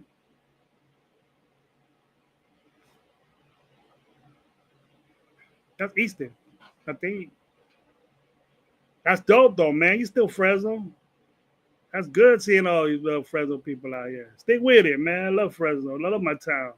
Expensive as fuck, but I love it. I don't love nothing. I don't even let Cool Kid talk shit about Fresno.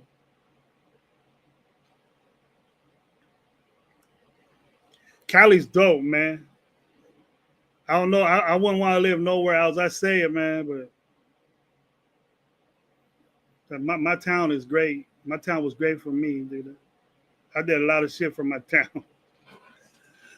Not supporting it, but repping it. I did a lot of shit for Fresno.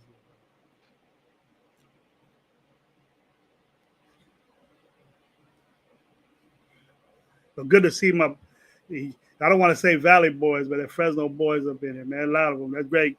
Keep it up. We're dope. Fresno's in the house. Just say that more often, man. We go check out a Fresno State game, bro. I got red seats over there, bro. Been having red seats for a long time. Me and my wife, we go all the time. Sometimes I'll be giving them out though, because they start in August, bro. It gets hot. It's hot. So I ain't with that. I ain't with that right now. But yeah, Cool Kev, man, that 3-4 defense, man. I've been thinking back, and I haven't really said it that much, but really, to be honest with you, I'm a nose guard type guy, big nose to occupy that is what I'm into, is what I like to play myself, is to have a nose. and the two guys that can rush the passer, but it puts a lot of pressure on the interior of the offensive line. You can line them up next to the A gaps or right up the middle. We have problems with that in our offensive line. That's why our guards are so important right now. Can we got to look at, hey, what we going to do against Chris Jones? We cannot stop this guy. What are we going to do that? Denver got a big time defensive lineman. They're like, we're preparing ourselves for our division. But, Denver inherited Evan Ingram. Evan Ingram is a production guy. He's different. He's Waller-like type dude, Maybe not as athletic or as polished as Waller was, but he's like that. He's like Brock Bowers. So we have to defend kind of the same way as we would, as teams would be Brock Bowers. They're getting guys like Brock Bowers in our division. It ain't just Kelsey. But Kelsey always balls out on us, bro. I think he had 2 100-yard games that were only against the Raiders.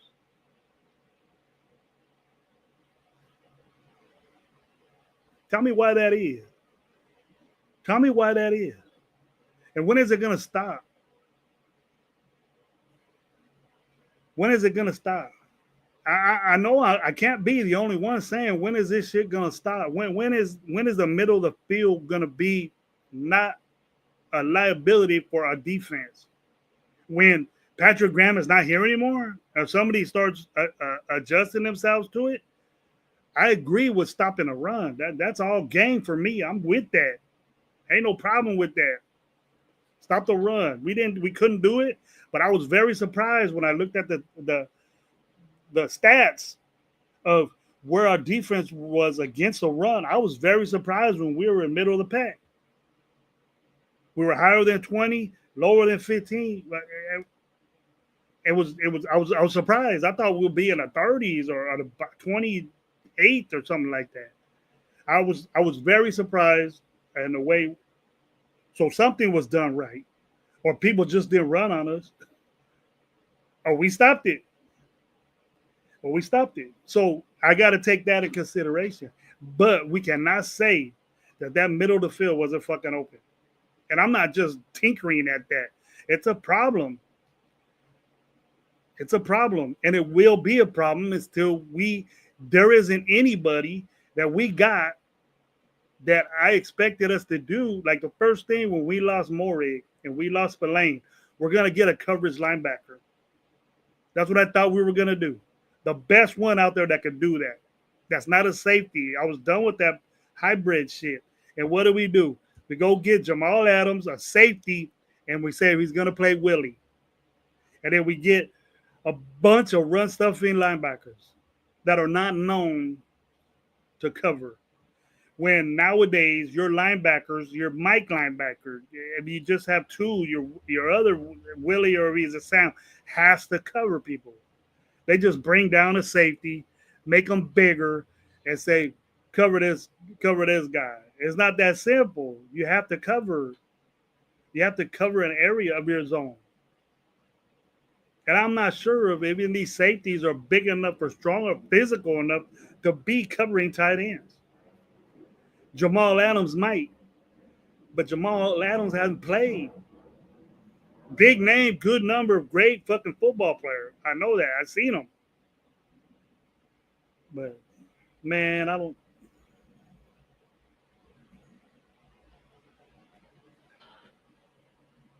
But see, Kev, what I'm thinking, man, Kev, is like, who's going to be out there for late cuts? Unless you got a drastic. I don't want somebody's, the waiver wire or somebody's, trash, and that might be our treasure or whatever they say. That we're gonna do something with this defense, and I just see the same shit going, bro. We just got a bunch of low budget Spillanes. That's what I think. Pratt might be the best one.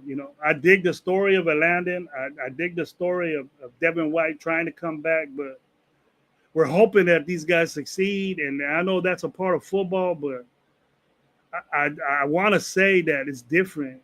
But I want to be when for a couple of years there, bro, we were saying our middle of the football field, we don't have a problem, and now we've been having problems with it.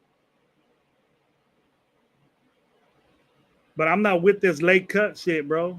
If you're the 63rd man on the Broncos, I don't want you.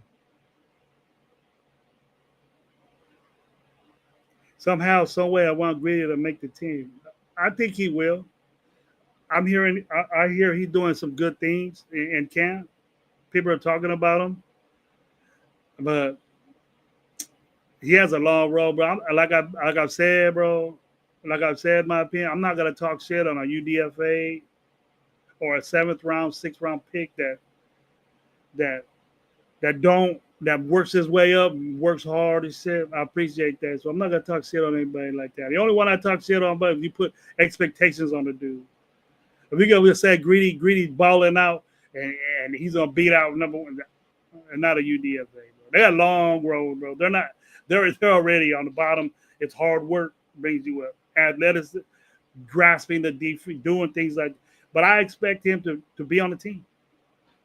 When you start special teams, you get work your way up, bro. And I appreciate dudes that do that. I will never talk shit about a UDFA. Freight train, gravy and nuts listening while I work, man. Thank you for being here while you're working, bro. Don't hurt yourself if you got a job like that.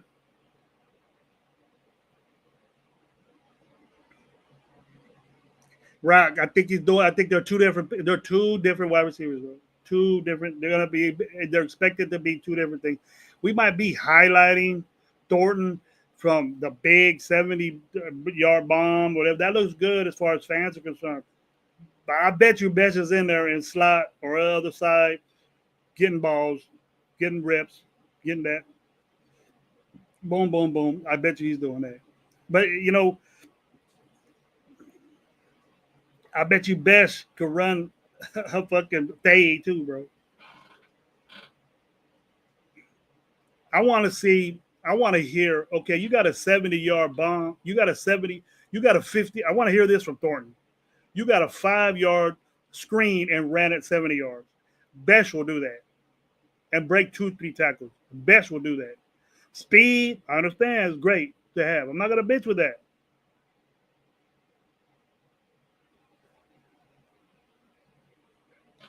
Thornton is a deep threat, and he has a catch radius that's insane.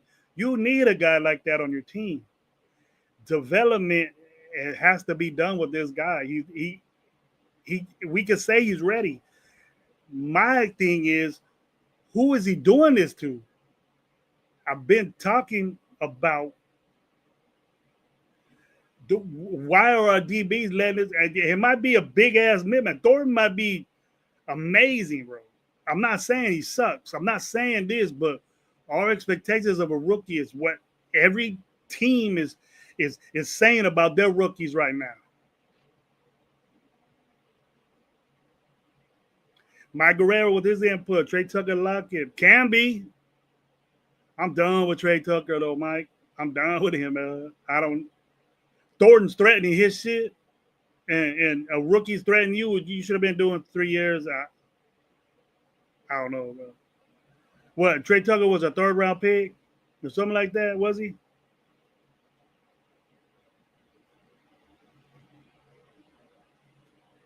I'm hearing Trey Tucker's having a good camp. I'm not excited for Trey Tucker because Tucker let me down. I expected Trey Tucker to be good last year with, the situations that we had. And I know the offense was fucked up. I'll give you that. I'm not going to bring up last year's offense because it wasn't what I expected it to be. He was a rookie when he had a great opportunity with McDaniels, but we say that offense sucked, but hey, they put up numbers that were dope. We cannot say that. They did it. That offense is wicked, but it's just didn't pan out for what we had. Derek Carr threw for almost 4,000 yards. And Devontae Adams had 1,500 grip of touchdowns, and we just didn't win no games. It was just coaching. Sometimes that matters, bro. Coaching does matter, and McDaniels did fuck it up. I agree with that.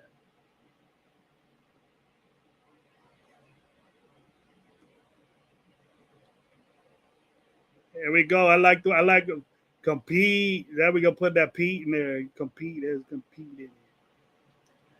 I don't know if my dude Loon made that up. I heard him say that, man, about fucking a week ago.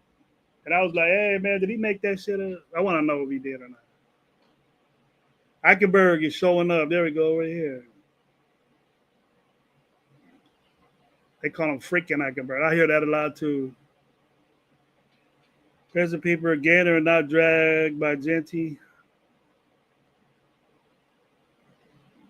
I expect, I expect Genty to do that at a consistent basis. We don't know what we're gonna. I'm holding back on my expectations with Genty. So right now, and then I'm gonna be. I told you why I just about begged the Holy Lord for us to pick this dude. I would go to sleep at night praying that we would get Ashton Genty. And as much as people debated me, as much as people wanted to move back and get more picks, shit, 9 picks, man, is a lot of picks in the draft, bro.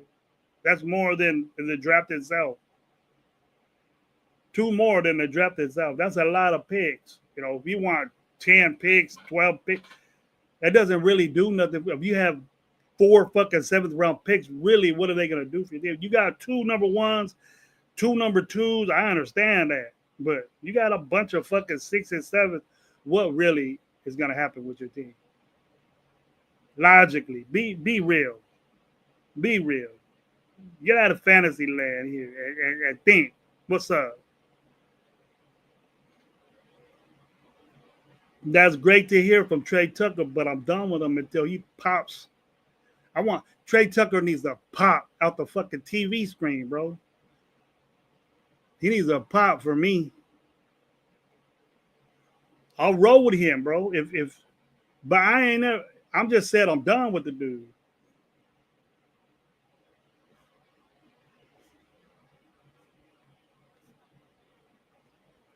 I ain't done with Trey Tucker more than I am Tyree. I'm done. I'm number 9. I'm done with that guy. There ain't nothing he can do. But he has he can make me look like shit. Tyree Wilson can make everybody look like shit. But I don't give you chances, bro. If you're a number 1 pick, you done fucked up your pick. AP was a bigger idiot than McDaniels too. Yeah, you're right.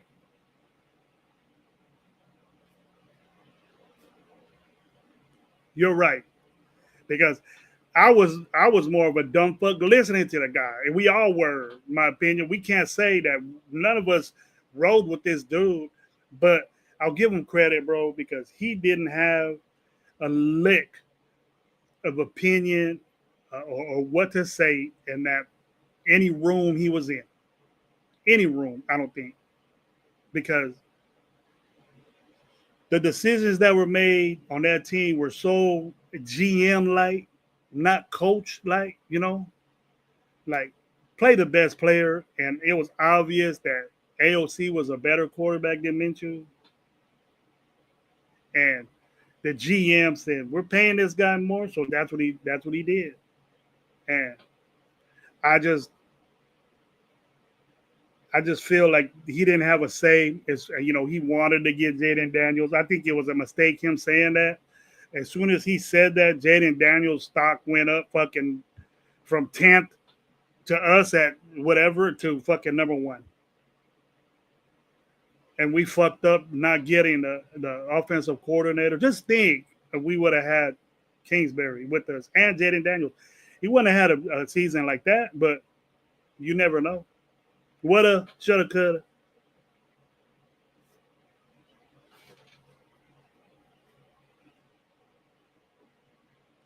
I'm just reading the chat right now, man. Can't blame AP too much. Yeah, Telesco was very bad for us, and now it shows too because fucking Wilkins. No one knew. I think this is out of character with Wilkins. I don't know. I don't want to say that it is his character, but very uncharacteristic of. Well, he just don't want to be there, man. Some players don't ride with the flow. Maybe he just dug AP and doesn't dig. You never heard anybody not liking Pete Carroll, but I'm sure on the inside people didn't like the way he rolled.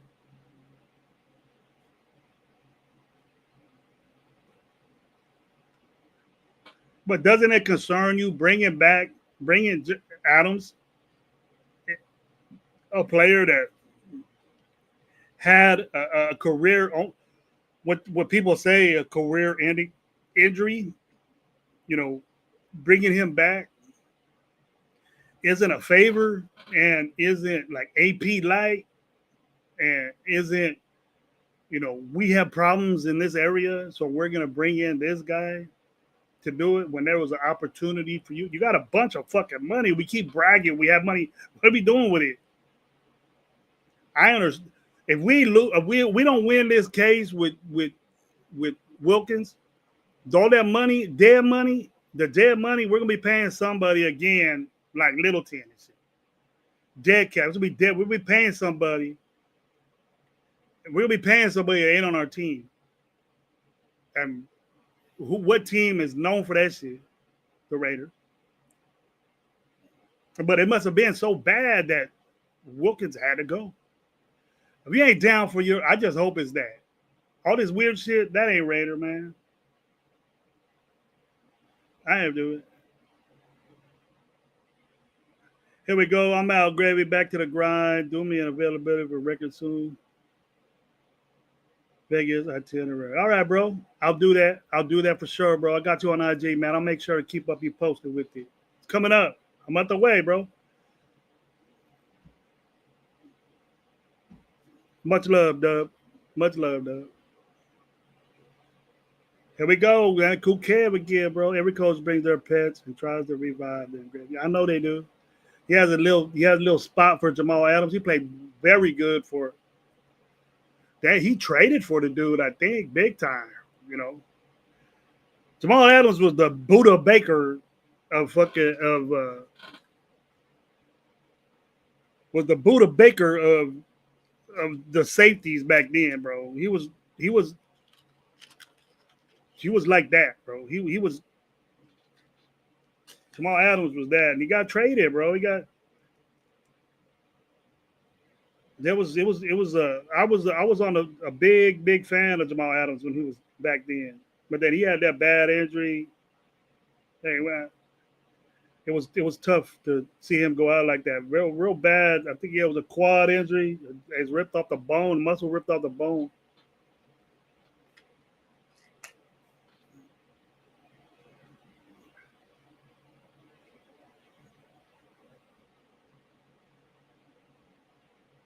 Here we go.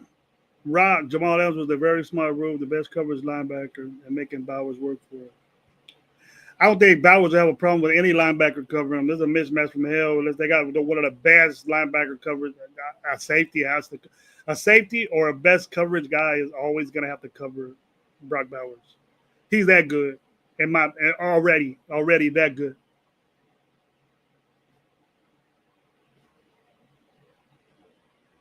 And good tight ends don't have sophomore slumps. Good receivers don't have sophomore slumps. Good running backs don't have sophomore slumps. Quarterbacks do that.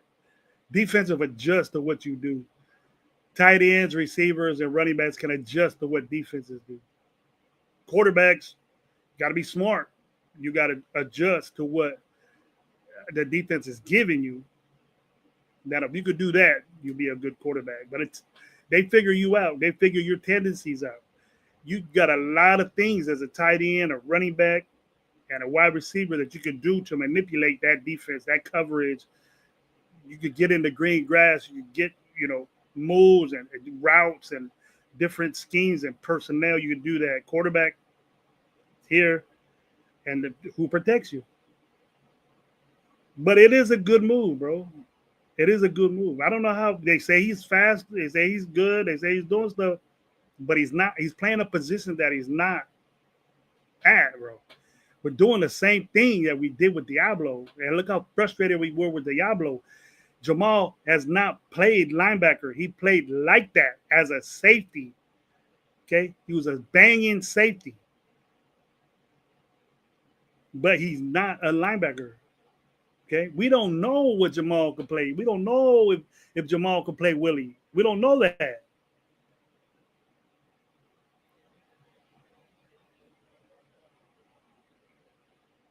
Damn, I'm not surprised that he is, dude. He was a sophomore, bro. And he was the best tight end coming out of high school. He was the best at Georgia and as a sophomore. And there were number one picks that got picked from Georgia that he started over that got picked. That guy Washington Richard, he went to some other team, first round pick. He started over him, bro. He was nominated for that award when he was a junior. And he got it when he was a senior.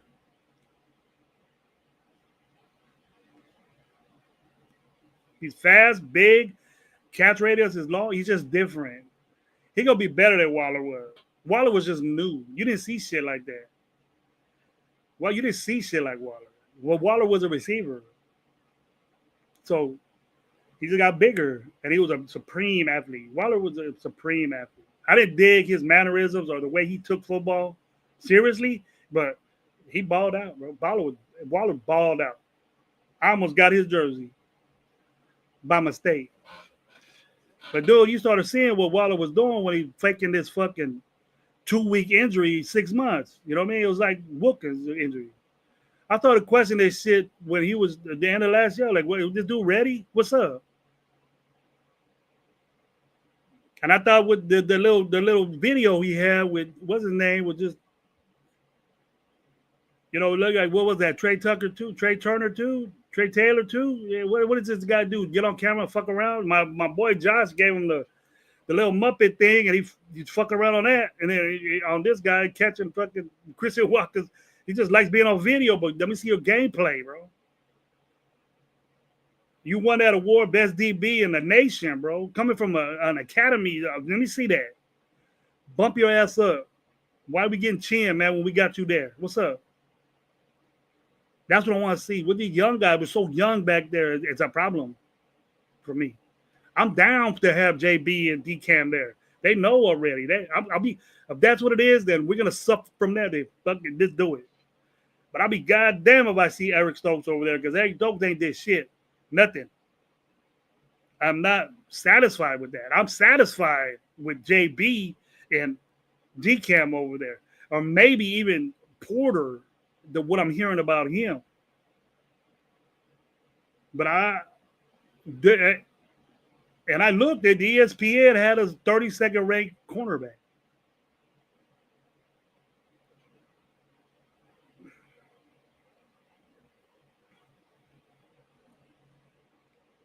Here we go. Beat the defender 90% of the time. I wouldn't line up a defender on him. Yeah, you gotta be crazy to just. You can put your best corner on him, but you line up on a big guy like that, it's insane.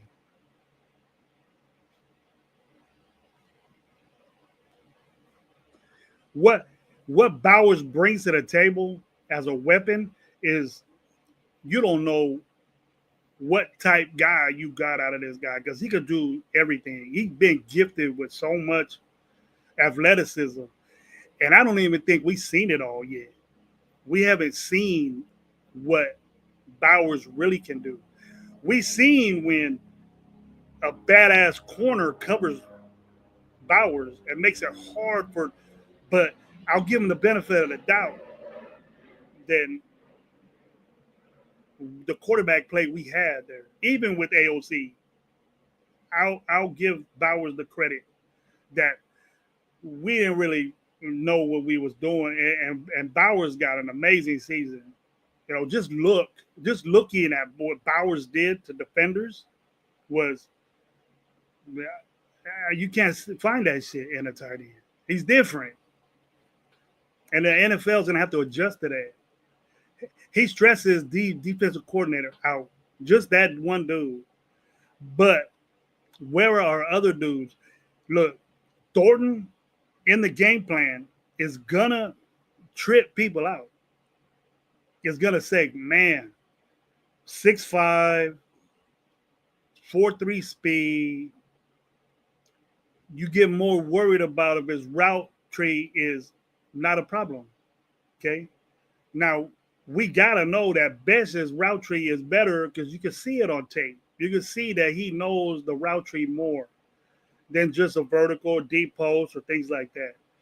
If we could do intermediate routes, the way I am about football, I'm not saying the way everybody is like this, because the long game is a thing in the NFL, and the Raiders love that. We love to see that. It's entertaining. We love it, man, and it's gonna be on highlights all the time when you get bombs like that. Chase does it, Jefferson does it, but the type dudes that they are isn't a Thornton, and he can be. You know, he has a radius of catching a ball that's overpowering over any. There ain't no 6'5", unless you got vert. You know, 7-foot vert. You know, you could dunk on a 15-foot rim. You know what I mean? Shit like that. If you got vert like that as a corner, that's why we got corners getting bigger, physical, to hang with these bigger guys, because in the now of football, as these guys not only are having bigger catch radiuses, and it's already migrating down to high school. You know, high school ball. You see it in college where you got big receivers, and then they blend in these little dudes, fast little relay teams that go out there. And that's Tennessee's model as you look at it. Josh Heupel is a very, very creative. He was a quarterback at Tennessee, and his offense is just with that. The problem I have with Thornton is that he's fast, and he's long and big and tall corner. He's not big. He's a tall corner. That's a problem with any aspect of throwing the football to him is going to be a problem for defenders. But if somebody that's bigger, that gets physical with him, usually the problem is he cannot get out of that. You know, you play physical with him. Get him off the ball, jam him. You know, don't let him get going, because once he gets going, it's a wrap, basically. Because you ain't gonna be able to react if you're, you know, react and catch up to him, because he's gone. Whatever route he wants to do, and I'm pretty sure they got their. If this guy does this, then do this. But if he gets the outside leverage on you, and if they let him do that, I hope it happens. Waller was a rapper. Yes, he was. Bowers is too big and strong for DBs. That's the vibe reporters are saying. Haven't seen anything close to the best of Bowers yet. I agree. Rod.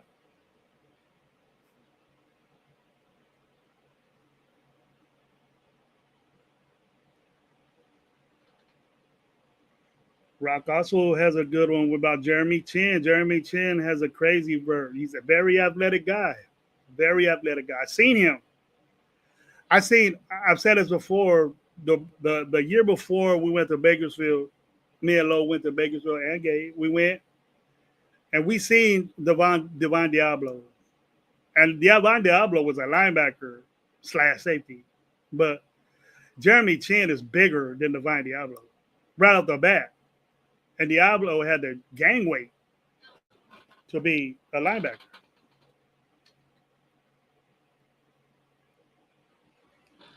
The thing about it with Diablo is Diablo still took the same, and you've seen it. You've seen on gameplay late in the season gameplay that Diablo would take the angles as a safety, like he had a bunch of room. You know what I mean? Like he had all this room to take. His angles were so putrid and like take you out the game putrid to where he made tackles. He made the tackle. He had a bunch of fucking tackles, but you still get a tackle even though the dude gains 30 yards on you or 20 yards on you. You still get a tackle. So That's what Diablo was good at. A running back would get 5 yards on you, get a first down, but you made the tackle. And that's what it was habitual with Diablo. Chin angles as a safety, keep him there. And as a safety, his angles would be perfect. He does that perfect when he was in Washington. His safety angle, the way he does angles as a safety is perfect to stop and run. Now, if he could jump and cover somebody, I look at Scary Terry tape and CD Lamb tape, and we're talking about exceptional, top 10 receivers in that division. Okay, even in his Scary Terry was on his team, and he was and training practice and training camp, just like now, even before the season had started. Scary Terry, you see number 11 there getting burnt all the time, bro. CD Lamb highlight tapes, bro. Look at CD Lamb highlight tapes against Washington, bro. Number 11 is always fucking trying to drag him down, getting catches over him.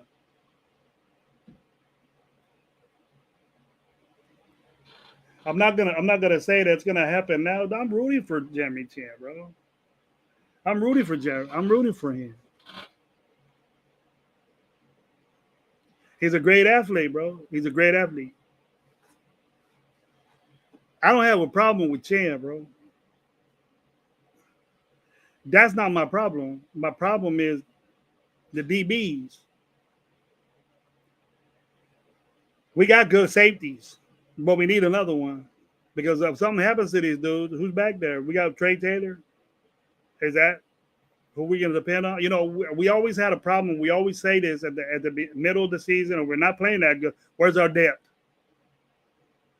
Now, we got two safeties up there. He has two safeties, which is he plays nickel, so there's going to be two safeties. And then you got another guy down in the box playing slot or nickel or whatever.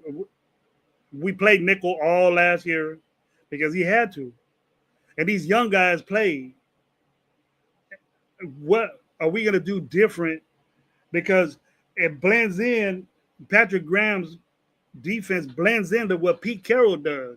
The Legion of Boom was playing zone, but you had one guy that sold up that whole side of the field.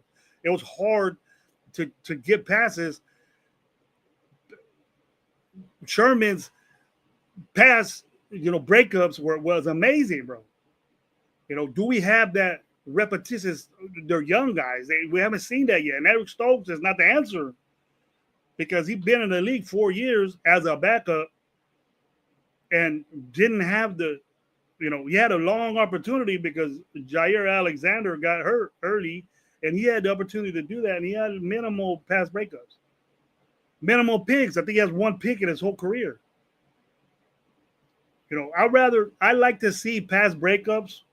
Interceptions is great, bro. But in gameplay, as long as the game is going, pass breakups is way better. Picks are great. Sacks are great. But the pressure, the limited time the pressure is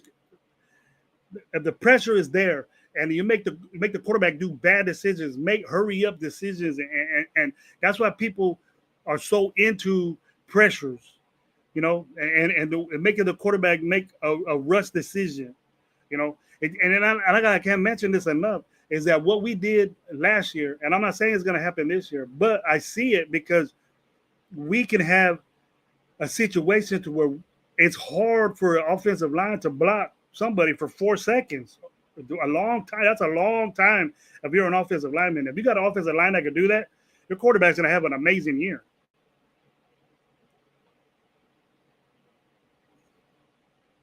As far as your quarterback's going to have an amazing year. He's going to throw forever.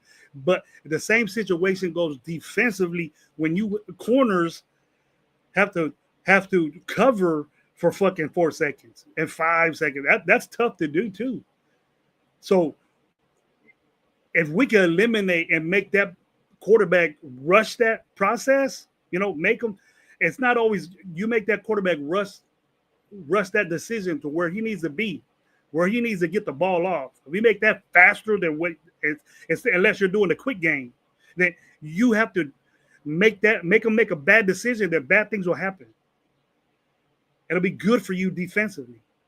So if we got corners that could cover for 5 seconds or 4 seconds or whatever, it could cover their man.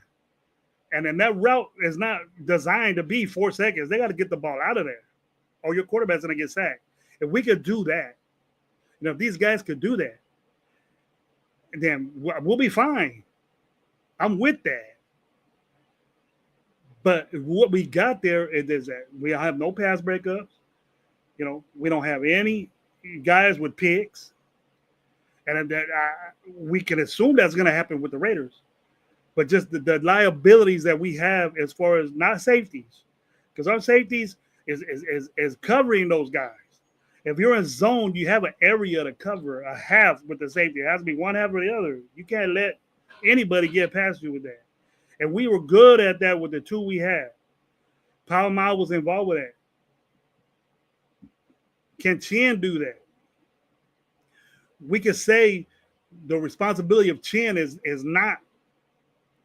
being the roundup guy, the cleanup dude as far as the run's concerned. The responsibility of that is the linebackers that we inherited. The linebackers we got should sew up the run game. Chin and Adams should be cleanup. They shouldn't be the first guys over here popping a running back. It may happen. It can happen. But the offense is going to assume that these guys, they're going to pull a tackle, pull a guard or something and wipe them out. And believe you me, no DB or no safety wants to go heads up with a 320-pound guard, pulling guard. That's what we AP would call a business decision. That's what it is. I don't know one safety or one DB that's down for that. They don't like it. There's not one that says, "Oh, I love hitting fucking pulling tackles and pulling guards." I don't know one that they'd rather not do it. They would rather cover.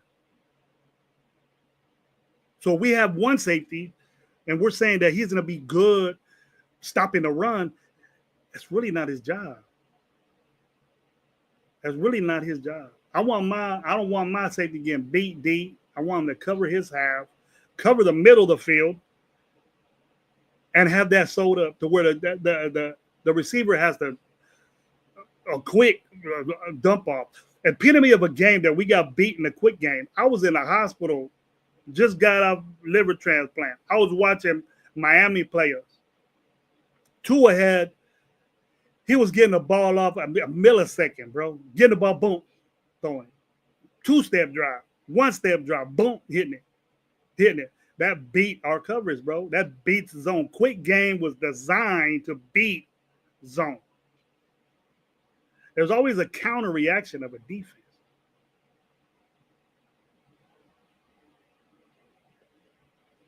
If we didn't have the opportunity, to push it to Bowers, and we overloaded the targets to Bowers and Jacoby. Glad they didn't drop the ball or be inconsistent with that. But we really, really over concentrated their targets because that's all we had. We damn sure didn't have a running game. But I think that'll change this year. I'm very, very confident on our running game. I'm very, very confident on our offensive line because there is not one time that Pete Carroll was out there. And we can say this, okay? We couldn't say it last year, but there was not one time that we said that Pete Carroll did not have a running game. We didn't. We can't say that with Pete Carroll.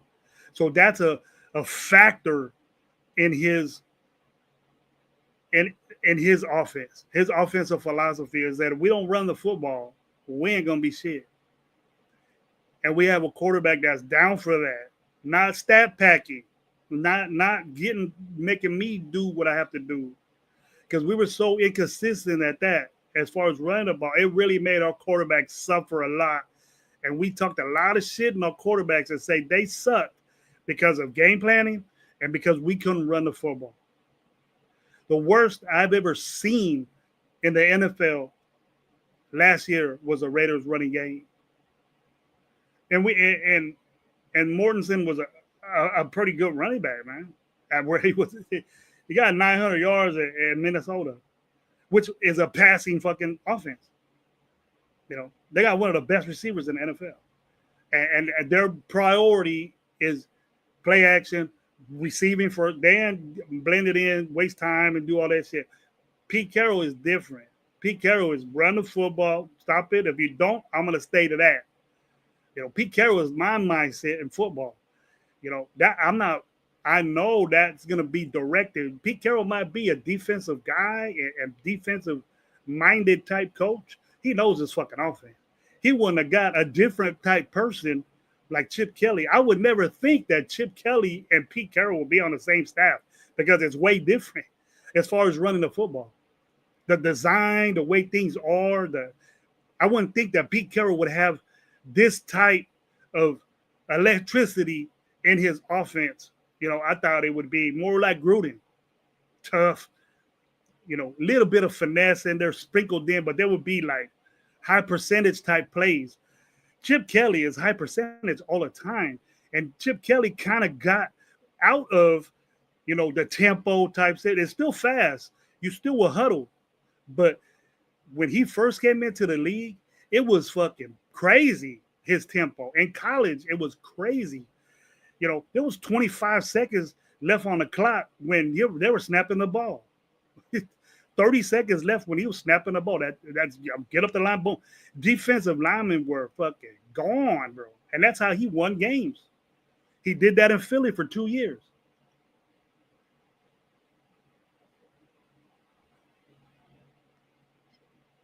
And the weapons that he, you know, we got a guy. You know, we got his receiver that he had in Philly. We got a running back that is like that could do that over there. Boise State, a shotgun. You know, we got to line up a shotgun, but our running game under center is that it's not going to be third down. I don't think Chip Kelly is like this, but it's not going to be third down, and we're fucking in shotgun. Third down and long, third down and 2, and we're in shotgun. What offensive coordinator besides Getsy or the guy we had again last year, the two other guys we had, is good? When you seen Norv Turner, his boy, and Norv Turner get into it, you didn't see Aiden O'Connell or Mitchell in shotgun on third down and short. You didn't see that. It's only obvious that we ain't tricky. I don't think that Chip Kelly is that way.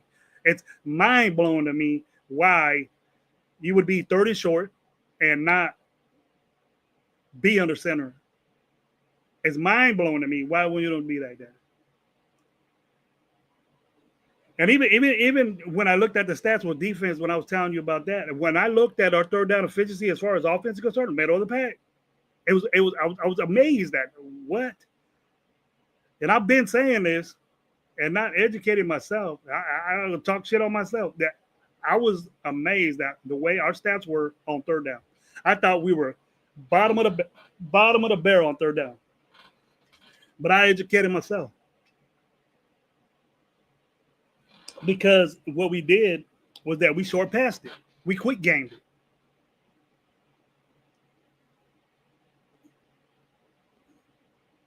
And I think when the Turners got in there, it kind of saved our offense.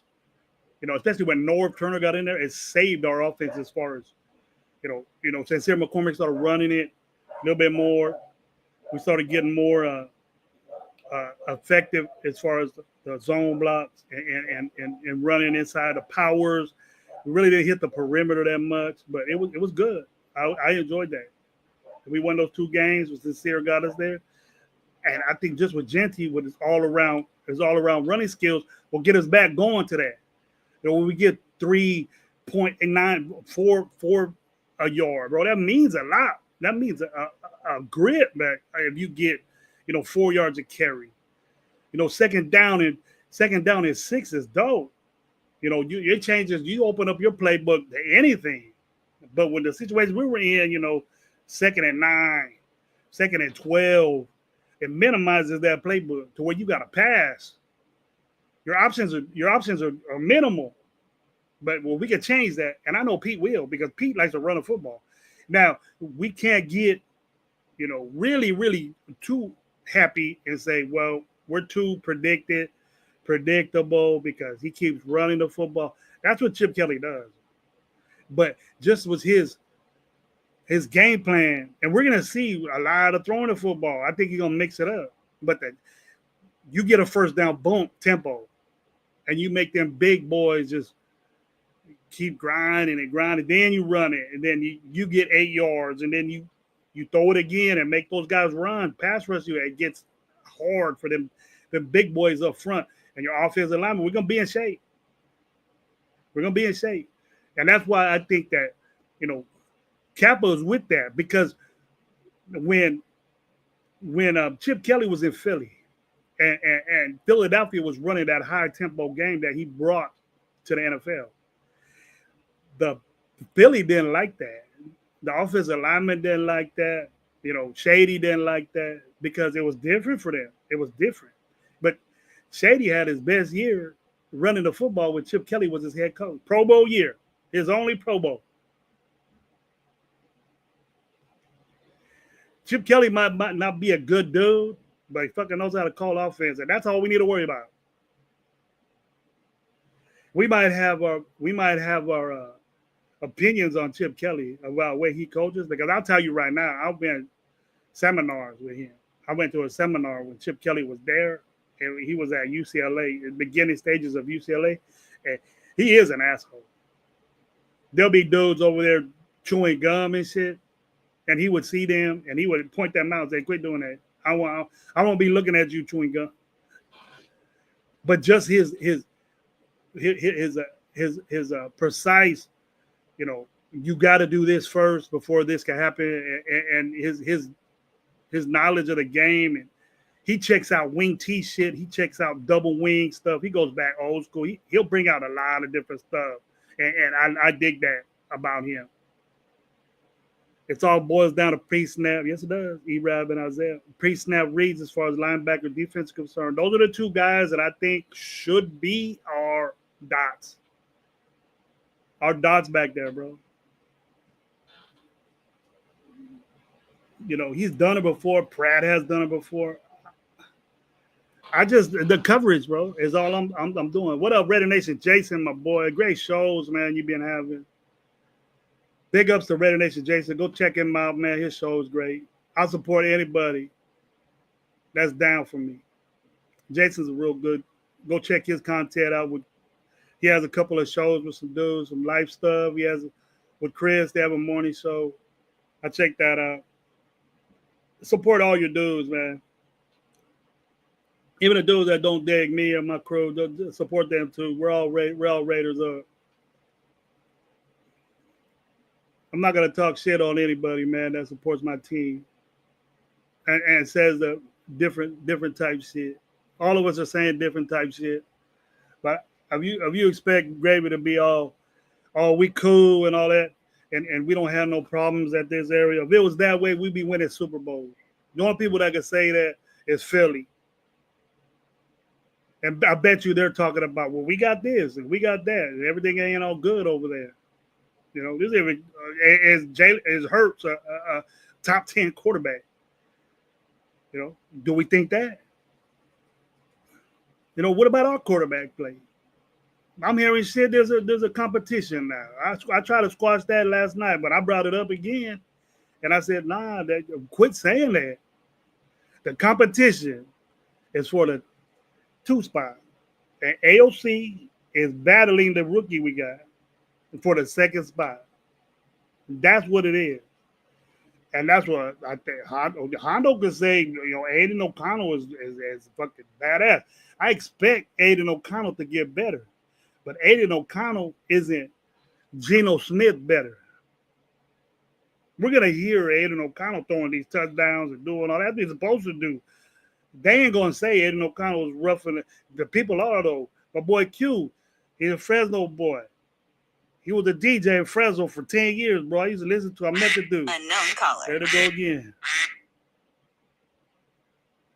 And we can't say that because the dudes are gonna say that these guys are having great days. Appreciate that. Take that to heat as that, yeah, he's getting better.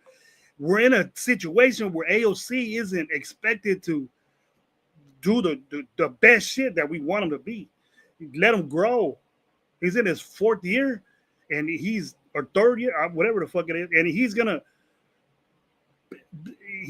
finally get the time to recognize what he can be. Not, I'm gonna throw his ass in there.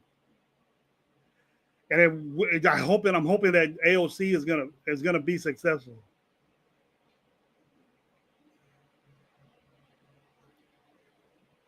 There go my ringtone again. Michael Guerrero, man. Thank you for stepping up with me, Mike Guerrero, man. I thought you didn't like me no more. Oh, you stuck with me.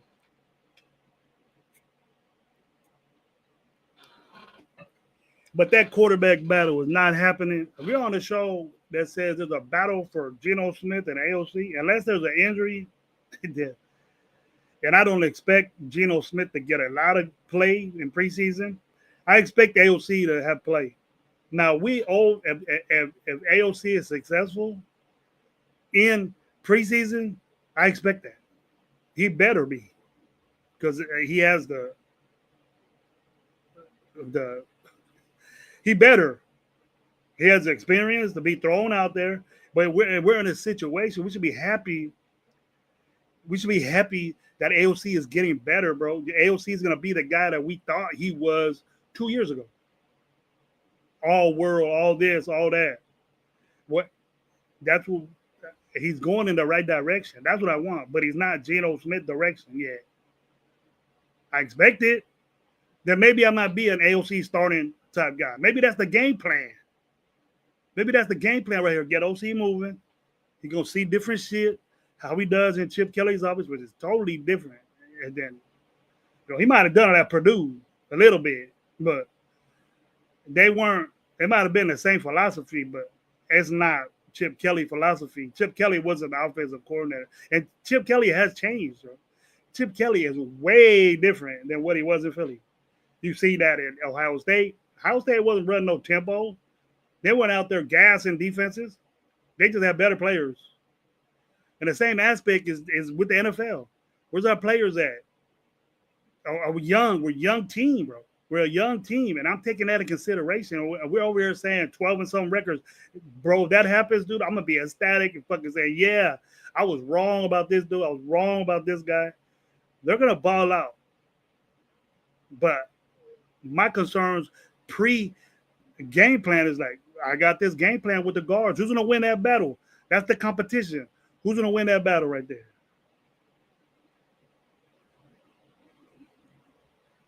Who's going to win that battle at the guard positions? Is it Parham? A lot of people don't like Parham. My boy Jeff, y'all talking about I don't like Parham. Parham can move. Parham can move. And when we run zone, outside zone, you're moving more than you are inside zone. It's different. And it's way different when you're under center and you're in shotgun. Offensively, it's way different. I like Parham in an outside zone concept. You pull, get out there, he can, and I know he can get there. It's just like we're gonna be moving, and the defender wants to go through Parham. He's moving. And so the tackle is going to go that way too and smash his ass out. Then you get close to the quarterback or running back. The quarterback's moving with you. It's not like the lineman moving, the quarterback stays there.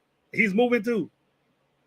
He's moving with the protection. And that's what deviates the defense. They're not used to that. Do you got defenders that can move their legs like your offensive lineman can? And mismatching and numbers, it all adds up. It ain't just line up and play anymore. It's different.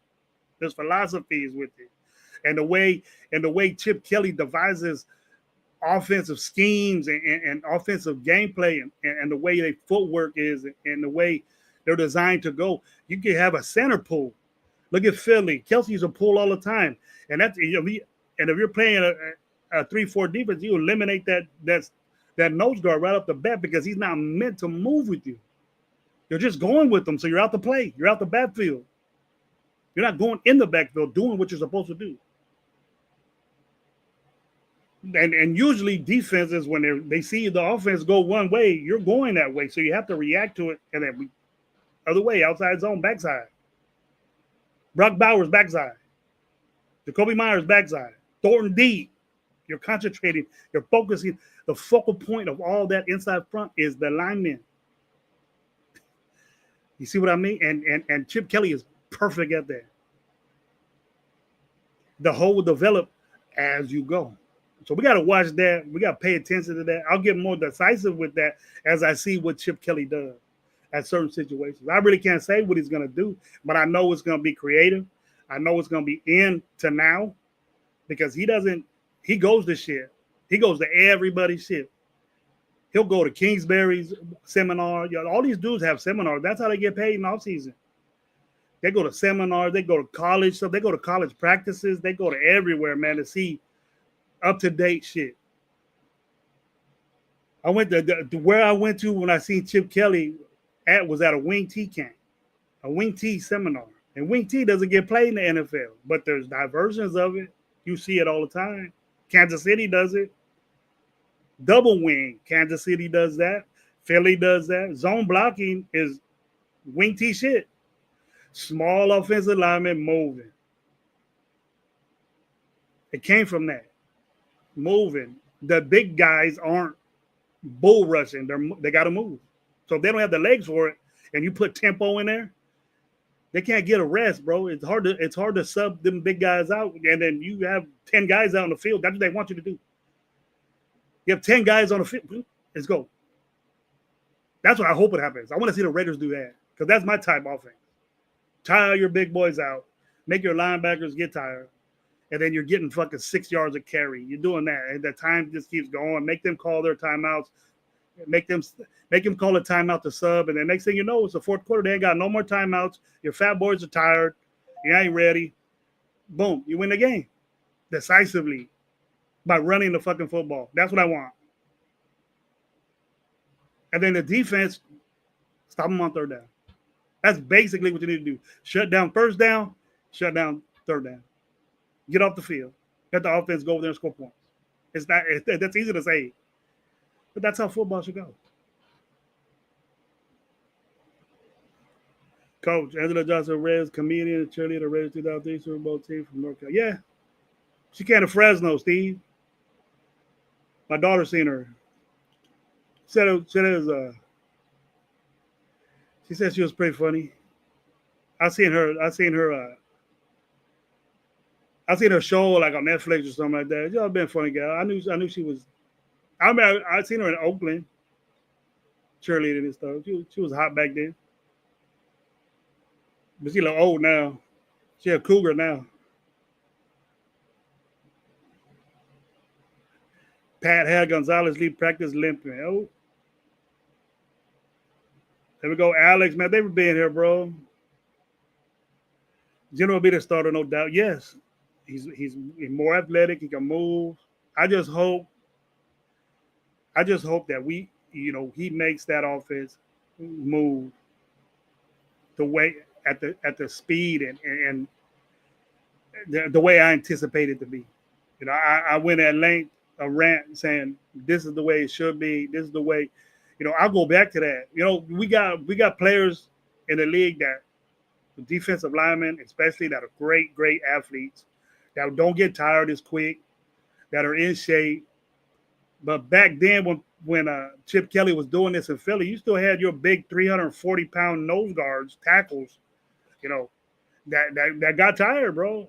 They had your two down and then rotate. But if you don't have time to do that, and then what would mess up the NFL is that you got to wait for a defensive lineman to get up, and then their way now, the defenses of doing that is having you get up slowly, injury, fake an injury, have your big boys get up quick because they can't sub.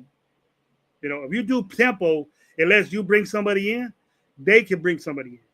But if you don't bring nobody in, you still have the same personnel there, and you're lined up. They can't sub.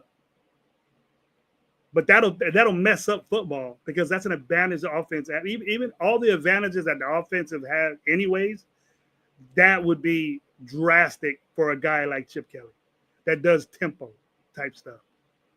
And he kind of went down on the tempo. He might bring it back up. I would, because even though the better athletes are defensive linemen, and you only have two or one nose guard or whatever, and you got more pass rush and linebackers are rushing and safeties are going in. The more big men you have stopping a run, and you run zone blocking, the more that they're going to have to move. Defensive linemen don't want to move all over the place. They don't. And the big heavy guys that teams still have, most of the teams still have these big heavy guys, but they're athletes. So the zone really doesn't bother them. But if you have an outside zone guy when you want to hit the perimeter and you're on one hash and you got to go all the way to the other hash 13 times in a row, that you're winning the game plan. You're outdoing them. And next thing you know, you get first down. And it just adds up, bro, to where you're out of guys. They're all tired. And then you start seeing that on the sideline where they're sucking on fucking oxygen. They're getting water. They got towels. They're all fucked up. That's when you're dominating the line of scrimmage. And that's the way I play. I want to see that. It can happen in power offenses. But your man-on-man, who has the weight room, who's doing that shit. The way we pressure people is that way. Wilkins was a great athlete that got sacks as a defensive tackle. I don't expect defensive tackles to be getting sacks. He was one of those guys. So who's going to do that with us? Who's going to be that team? It's going to be a whole new mix of players that we're going to have with Adam Butler. Adam Butler is a guy that does his job. Adam Butler does what he has to do. Takes up space, clogs up the middle. Where's that other guy at? We're going to have a guy that does that, but is he going to get sacks? Is he going to get pressure on a quarterback? Is the quarterback going to have a lot of time? It starts there. And we lost the guy that did that. He did it to himself. I understand all that. He was fucked up, messed up what he did. But we got to get back up. Where's that backup guy? Lalu is the guy that I'm hearing, the Tiki guy, the backup guy, whatever. Can they do that with the inconsistency that they have in the stats? Never got an opportunity. Well, that's bad. That's not good. I don't want guys developing as they go. That can happen in the cornerback room. That can happen, but defensive tackles, that's where it starts.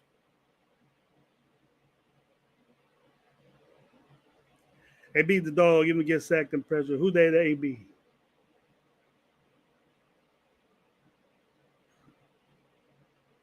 Lois Curly. Hey, what up, Dark Man? How you doing? Almost in 3 hours here, fella. That's a good one, Dark. I'm sure Lowe's seeing that. I don't even know if he's on. I'm with Adam Butler, man. I'm glad he got signed, bro. I'm glad he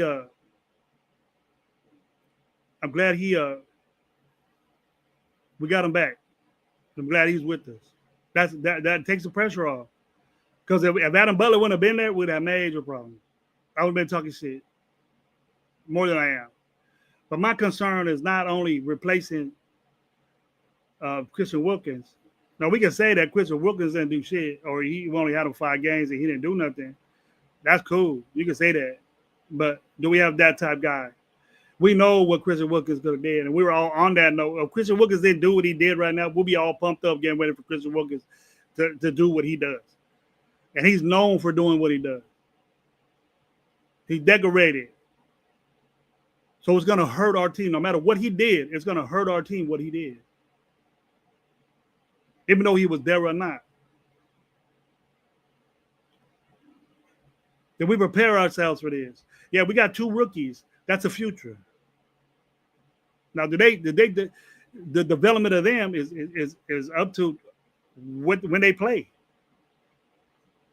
The game is in games and being what they're doing, because in preseason, you're getting vanilla offenses. You're getting the rotating players. You got to disrupt that guard. If he's pulling or not, you got to disrupt that. Get out of the way. Just like I mentioned, if he's out to play and just running with a tackle, he's not doing nothing. He's not putting pressure on the quarterback. Those guys are supposed to clog up. Their job is to sew up the line of scrimmage. It's really not the pass rush. That's an asset. That's an asset thing. That's athleticism. That's getting out, getting the quarterback. That's your main objective. But the thing is to stop the run up the middle. Because what's closer to the first down, outside or fucking right up the damn middle, right up the middle. Your inside running game should be on point if you want to win in National Football League. The perimeter is great. That's flashy. You got a guy like Mostert, and I ain't mentioned this dude yet. We ought to be happy and ecstatic that we got a guy with that speed as a running back. There ain't no guy like that. That fast. He just left a team that has a running back that fast. Miami, that A-Chain, he's just as fast as Mostert is. And Mostart's in his, 29, 30 years old, and he's still the fastest running back on the field. He'll be one of the fastest players on the field. I'm just happy that we got Mostert. Because when that dude hits a perimeter and he gets some room, he ain't gonna be bouncing off people like Genty is. But when he gets gone, ain't nobody snatching that guy. They're gonna give up. You're gonna see cornerbacks and linebackers give up because they know. But you have the reputation of doing that. Now, can we get that? A little bit of a Mostert. I don't know if he's gonna have the opportunities, but I know that outside perimeter game is gonna be Mostert. And Mostert can score. He's known for that. He can score touchdowns.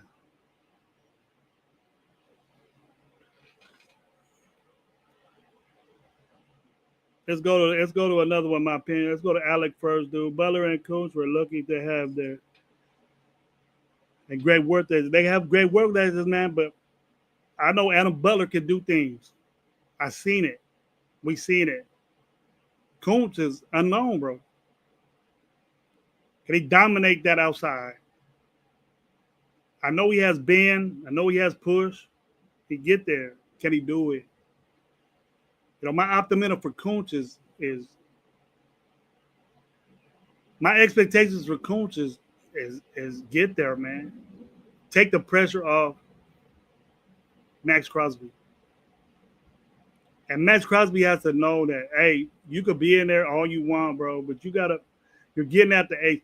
To be a defensive player of the year, bro, and to have the sacks you want, you gotta sacrifice a lot. And you have to sit there and say, look, man, this situation right here and the defenses that we're running and the game flow, the way the game is going, if it's unnecessary for you to, take a couple of plays off to get a breather and make you better, But you having this, I respect that, what you do, and there's nothing taken away from you. But later on, bro, you're going to realize that you damaged your body by doing that. And you're more efficient, healthy than you are damaged. And he has to realize that. And I'm sure he does. He's getting told that. But football players are different. Max Crosby's a different dude. I ain't got no complaints with Max Crosby, but I've had complaints about him, about his money and shit. Quit bitching about it. Keep it to yourself. I don't like shit like that. But, and we're going to have to hear that from him again in 2 years. Yeah, the same shit, money, guaranteed money, as everybody does. And I wish he was more like Jacoby and Miller. We have to sign Miller. We have to sign him. If we don't, then we might as well just if we don't sign Miller, then we might as well it must be going good because they're both there. It must be going good. And we really don't have to talk to them until the end of the season. They're not gonna like it. Or there's a certain point in the season where they have to be signed to be in the books or something. But they want to know that they're getting paid for what they do. And, if an injury happens and that contract is already there. So if we come in a situation to where we don't sign these guys until the end of the season, if I was there, I would bounce the way the NFL thinking is. I would bounce. I was like, you know what? You don't want to take care of me right now. I'm not that much of an asset to you. I'll go check somewhere else. And they'll be lining up to get those two dudes. I bet you. There's teams out there that'll be lining up to get Jacoby. He doesn't drop footballs. And what offensive coordinator wouldn't want that? And we can say, hey, Besh, he doesn't drop footballs in college, but he's new, man. He's brand new, and we got to take this newness. And I know it's easy to accept, but I'm into the know that rookies are gonna do rookie shit. They gotta learn pre-snap stuff. They gotta learn what defenses are. They gotta learn what type coverage that the DB could be doing something and being something else, right? Like that. And they're faster. You know, DBs are you ain't playing. You know, Akron or Mississippi State or shit like that. It's different. All these guys are fast. All these DBs are fast, and they can hang with you, and they'll hit you.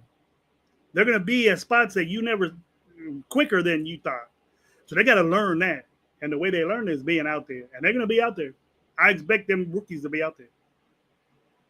I'm just looking forward to it, and we're gonna talk about it at length. We're gonna talk about it all the time, and I just can't wait to be able to uh, to talk about it with you guys. If Chip Kelly uses JJ Pegues as a running back on special plays, I will know the fact Chip.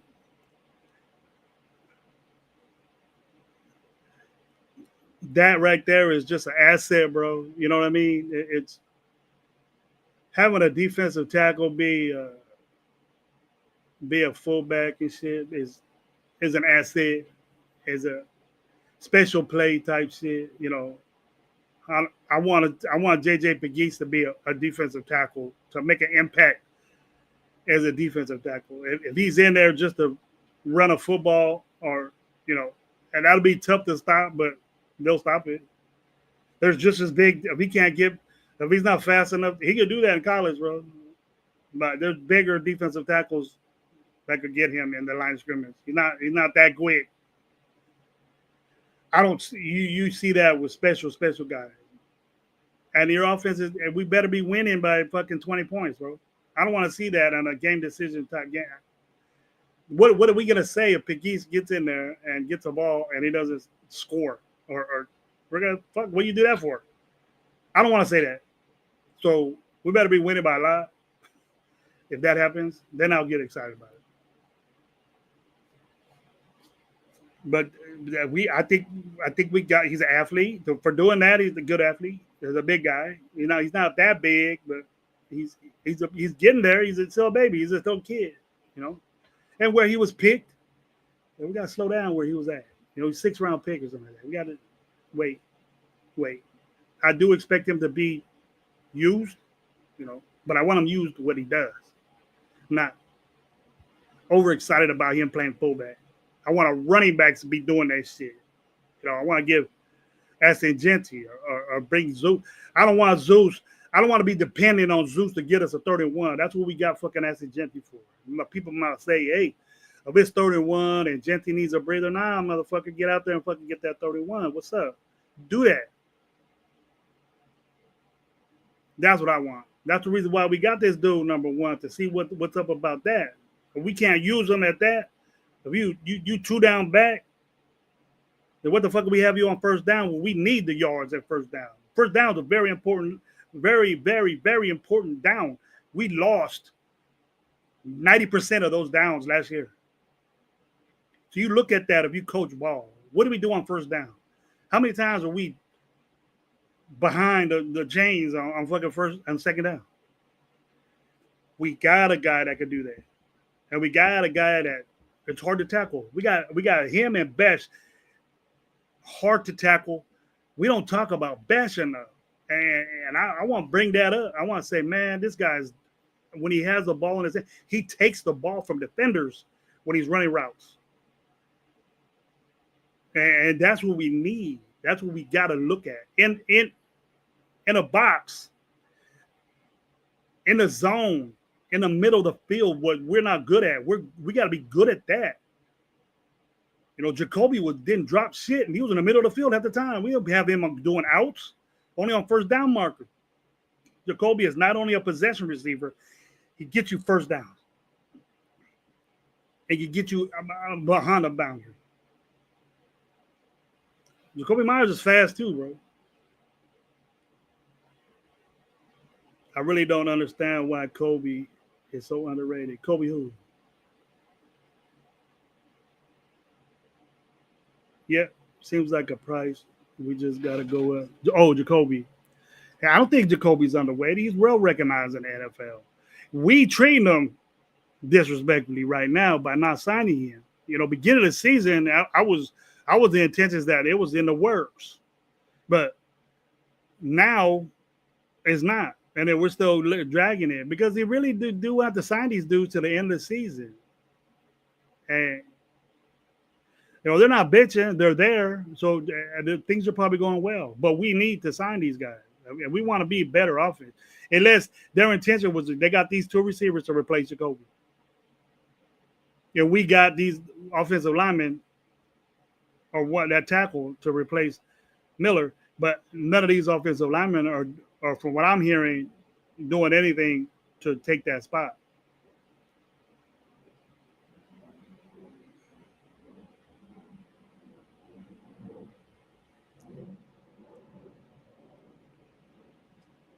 The future rookies are coming in with the ability to play multiple positions, bro. Yeah, yeah. But I don't expect that when we got a guy like Miller and we bring in a guy at like, well, I don't know if it's the Grant or the other guy that to play tackle. I would rather have Miller signed and then have this dude develop. And then he was we got two offensive linemen in a row, so their future is great with the Raiders because maybe they have intentions of Miller saying, nah, or we're gonna lowball Miller.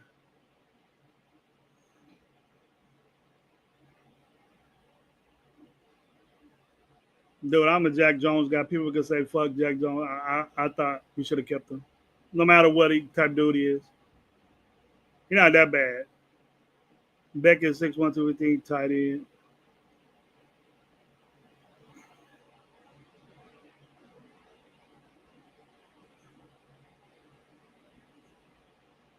You what?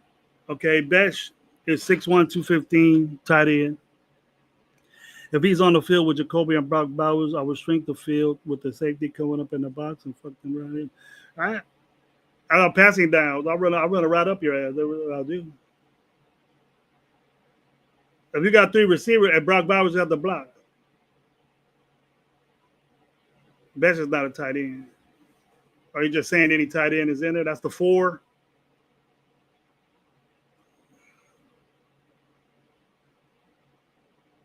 Myers does catch everything. It's crazy stuff. Yeah, he didn't drop a football last year. That's very impressive. Very few did that in the NFL. Very few do that in the NFL. And then that's an asset we got, man. That's a very underrated stat that people are saying it now.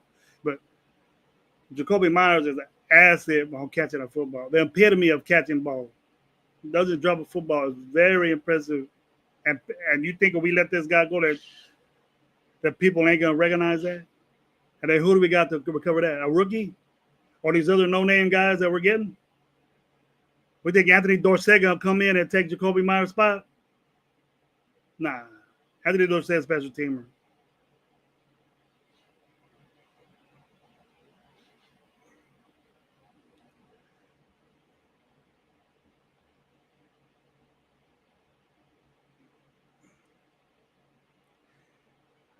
Good luck to him, but Jack Jones no longer out. Yeah. Good luck to Jack Jones. I don't know if he goes.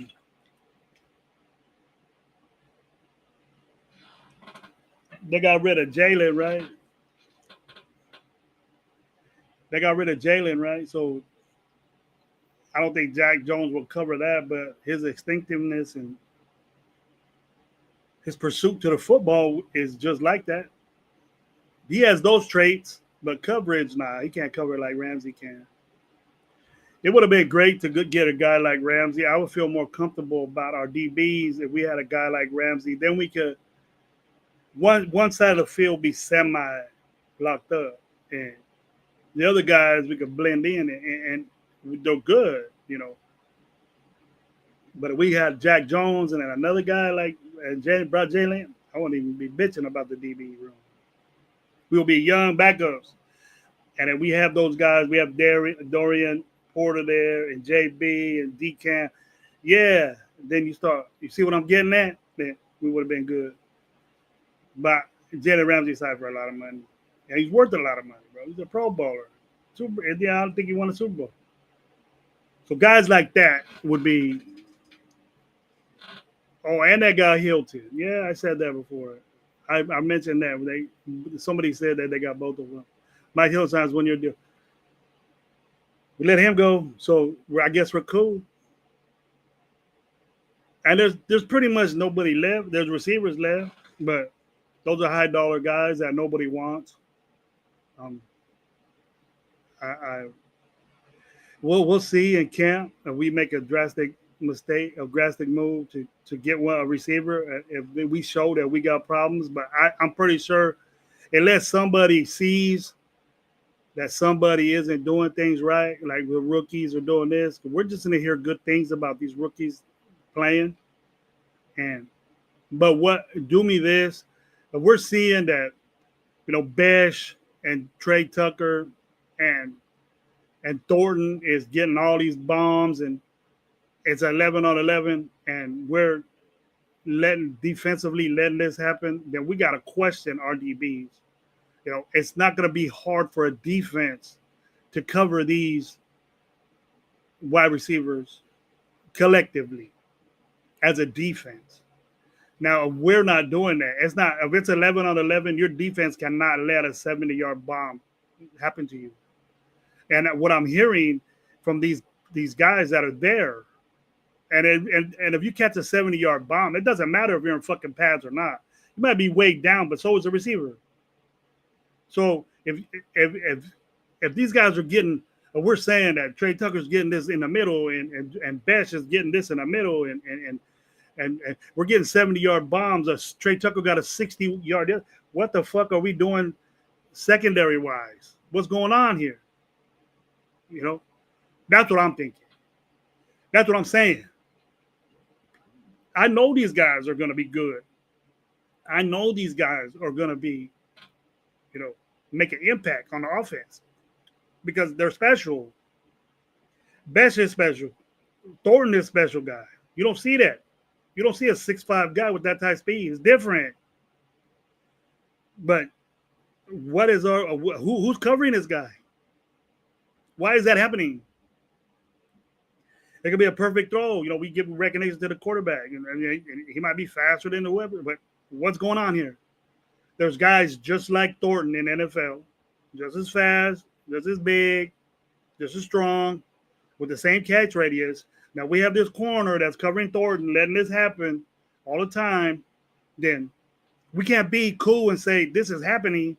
Why aren't we saying, hey man, why is this happening? That's what I'm doing. That's what I'm wondering. I know it's early, but we're gonna see what these guys are about in a little bit. And where you look at preseason and say, hey, are these guys getting better? Are these guys in the pro game? It's going to be different than when you're playing your own guys, because different players, you're not going to be used to these guys covering you, bumping you, rubbing you the wrong, whatever, and being in a certain position, because they have their tenacities too, but different tenacities that you don't know about unless you study that. But it takes game tape.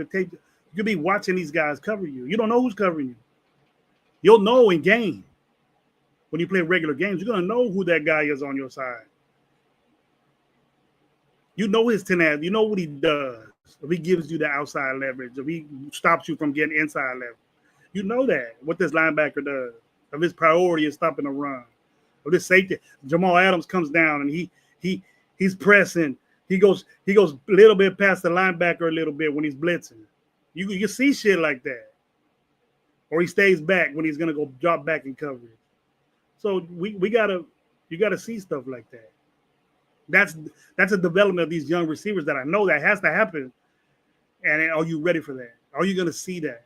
Otherwise, you're gonna make mistakes and get popped. They're gonna drop footballs. You're gonna get the picks are gonna happen.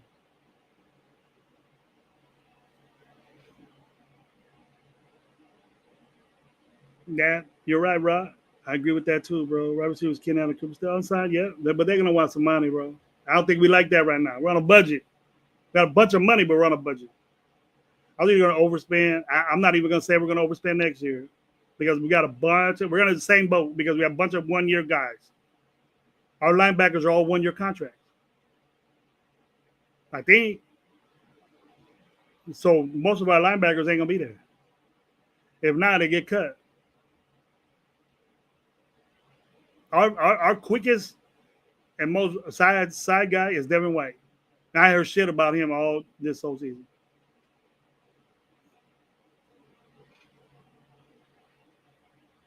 Yeah, we need to push that, bro. We can't say, oh, we got this guy to replace Miller. We don't. We do not have anybody to replace Miller. And if we don't sign him, it's an aspect. The longer it goes, the more I'm gonna talk about it. So we're just in the beginning stage. It's been going on for a while already. So when are we gonna say we need to get this guy? Before he starts saying, I'm gonna keep myself healthy for the next team I'm gonna play on, we shouldn't let it get to that. Because NFL players do that. Their bodies is their tool. So they're not going to go out there not paid the next year and sacrifice their bodies for nothing. They're going to save it for the next one. Who wouldn't do that? That's the way they think.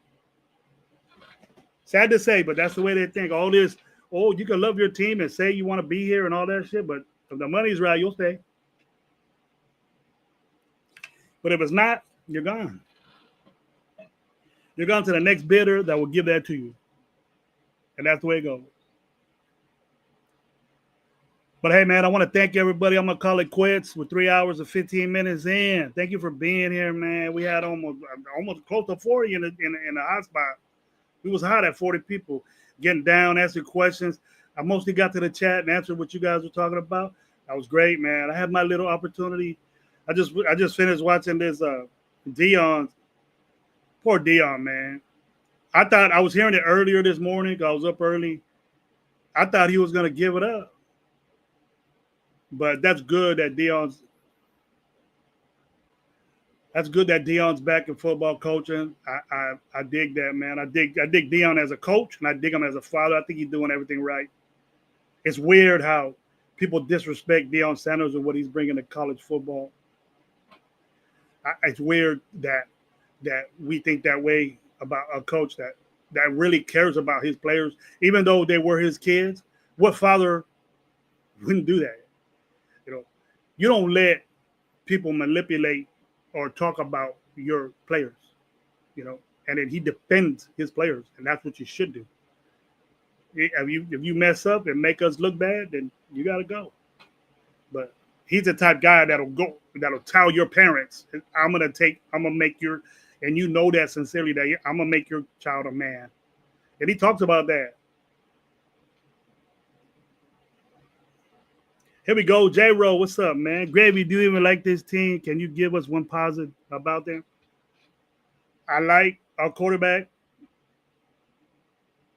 I like that situation. I like our running back situation. Our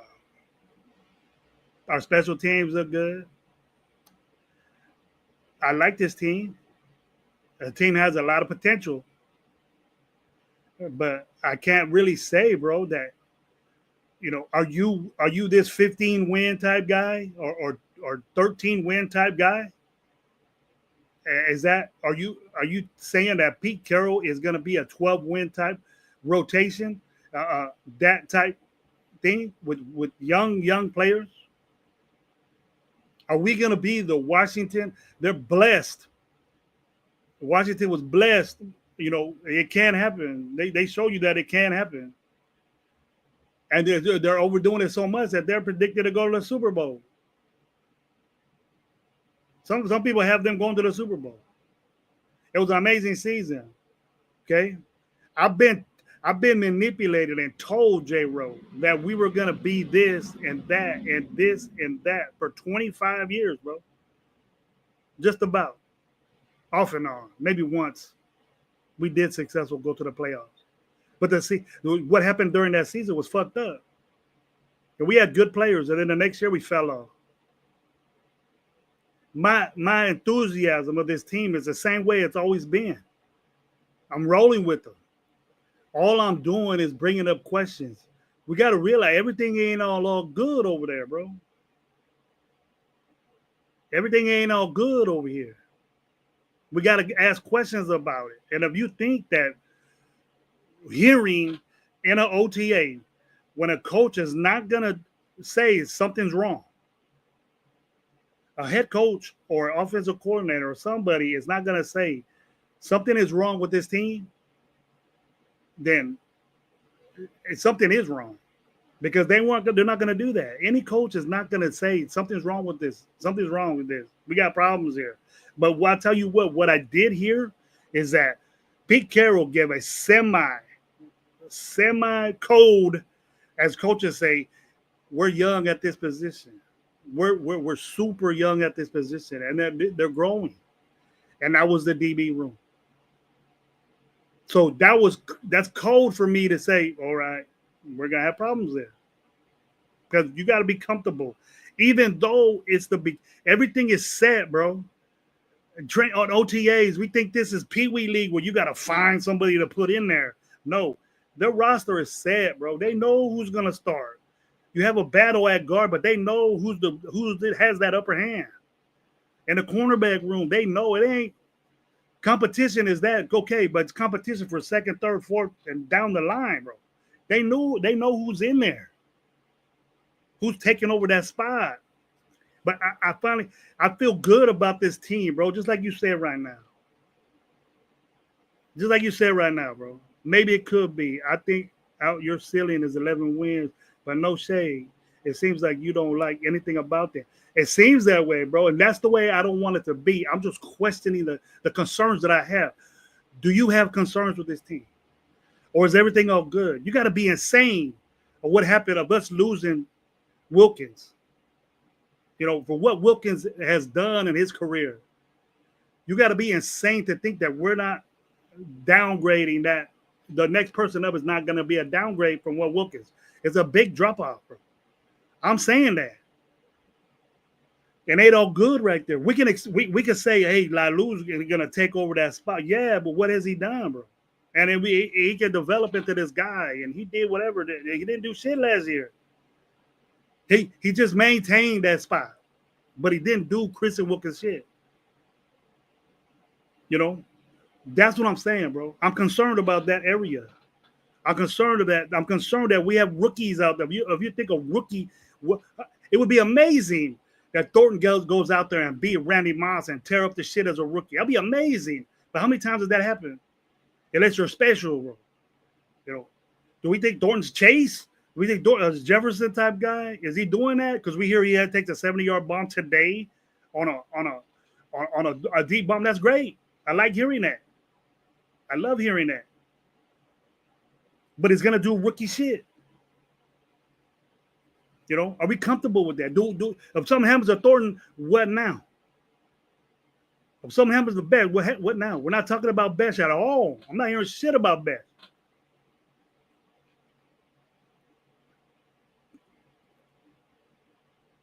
Nah, but all right, you with me?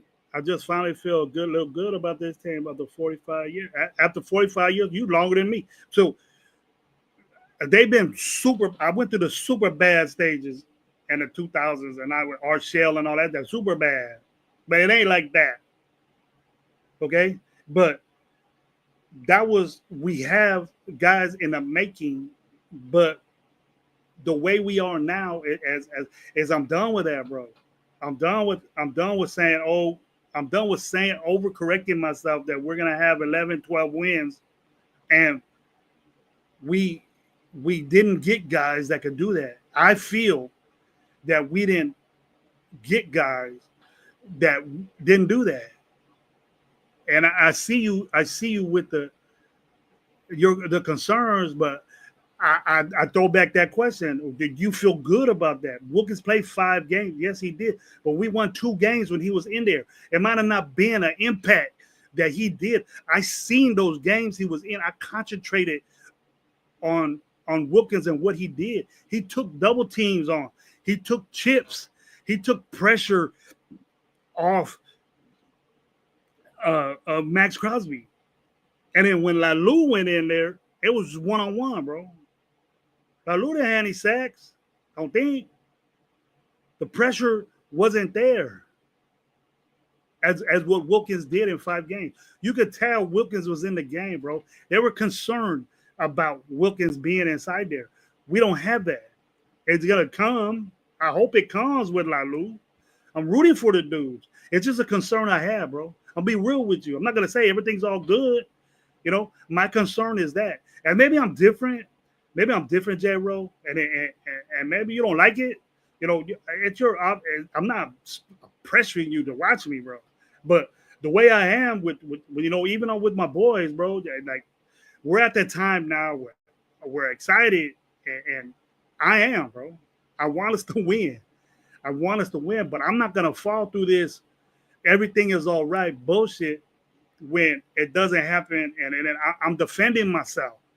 I'm not gonna sit here and say I told you Lalu was a good dude. I don't want that to happen. I told you that, you know, Darian Porter was going to be a rookie and do rookie shit and do all that. All right? I'm telling you that. I'm not going to say that to you, but expect it. I'm saying watch out, bro. That, you know, that little 11-12 game with an amazing season, if it happens, I'm going to be with that, bro. And I'll say I'm wrong. I'll say fuck Eric Stokes, you know, balled out, all pro, man. I give it up to him, man. He changed me. I've done that before, bro. I've done that before. I've sit there and say, nah, this guy ain't worth the shit. And I said it with Spillane. I wasn't happy with Spillane, bro. And then I got bounced when I was happy with Garoppolo. I was happy with Minshew. And I said, I took it. He sucks. He ain't doing it right. I did the same thing, bro. I correct myself all the time. Real content creators will do that. Real ones. I'm not gonna sit here and say, "Oh, everything's cool. 12-win season. We're gonna smash. We're gonna do this."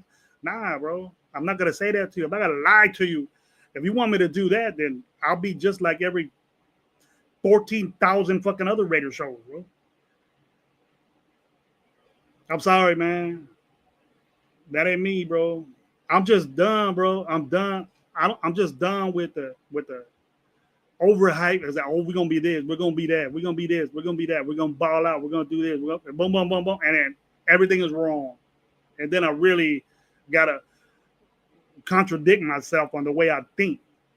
We did not look good last year, and as long as we look better as a football team, fuck, I'm be happy.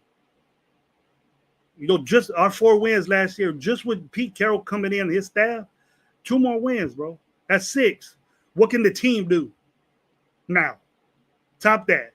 Give me 4 more wins as a team. I'll be cool with that. I'll be ecstatic. And if we play better, we have 100 and something yards a game rushing, and we got a good quarterback percentages. We got 100 quarterback percentage. We get turnovers. We score rushing touchdowns, bro. We had 6 rushing touchdowns last year, bro. That's embarrassing. We have more than that on the Pee Wee team I was coaching 2 years ago, bro. And that's all we did was run the football. It's embarrassing.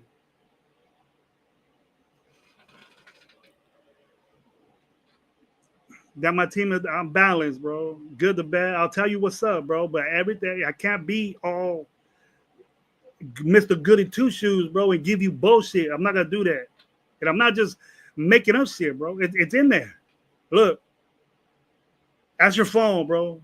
What were the Raiders rushing last year? Be 32nd, 31st. Somebody was worse than us. And there you go.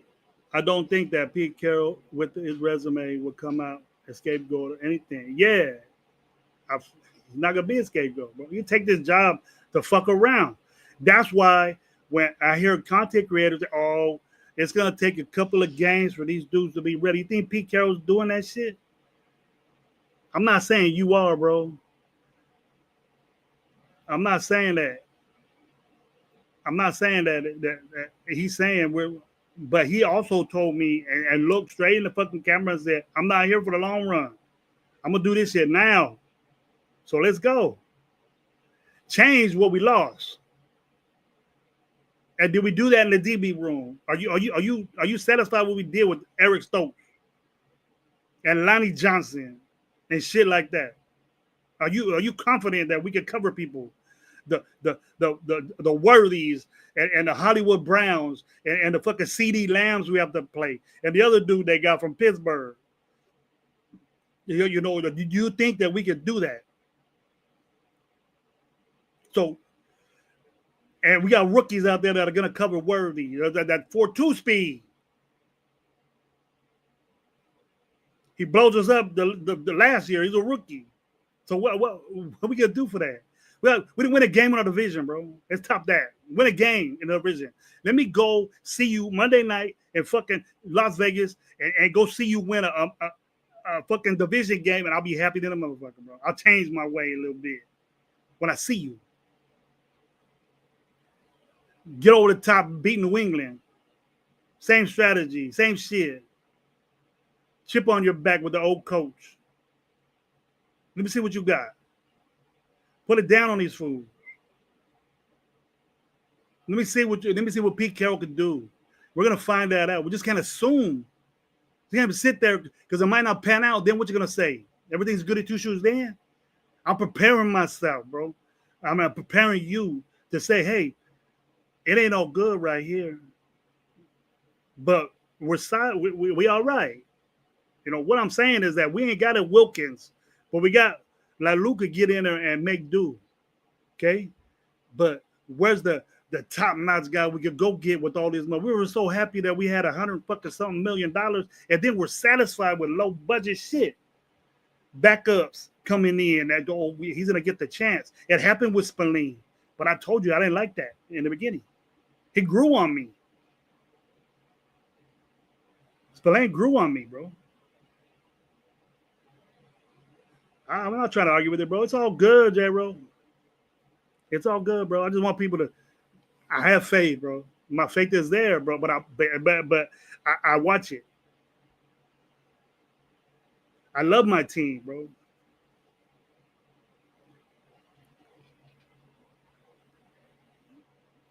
I was miserable when we got Garoppolo. Yeah, me too. I was happy, but I ended up to be miserable, and I got shit for it, bro. And I took it.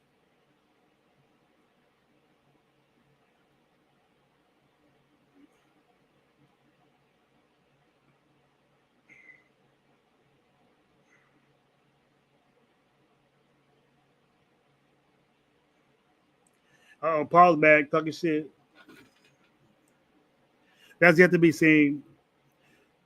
You don't want to go out there and sign an old washed up veteran just for a name. When have we done that? I don't want washed up dudes. J-Ro, I want to get the dudes that are young and getting their second contract and pay them that people don't want to pay them. I don't want washed up dudes. But that's what we end up with, that we got to say it. You know, people say we got a problem at another receiver because got a rookie starting over there. Give him a chance, let him roll out there, make mistakes. I'm cool with that. If that's what you're going to do, then do it. But if you're going to complain about it and say, man, this guy's a rookie, not getting it right, get somebody else to do it.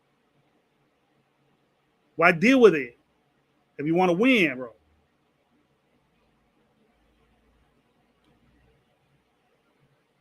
If I'm negative, Paul, don't watch me, bro.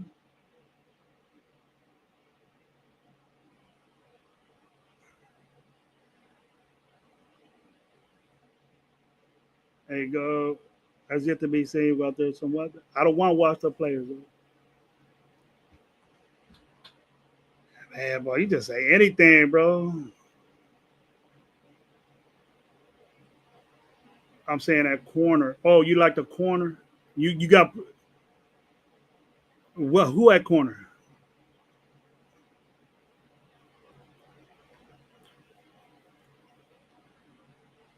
Who at corner? Red Paul, man, I question your I question your knowledge of the game, bro, and who you like. If he's a Raider, you love him. You'll buy his fucking jersey, bro. Buy his fucking jersey.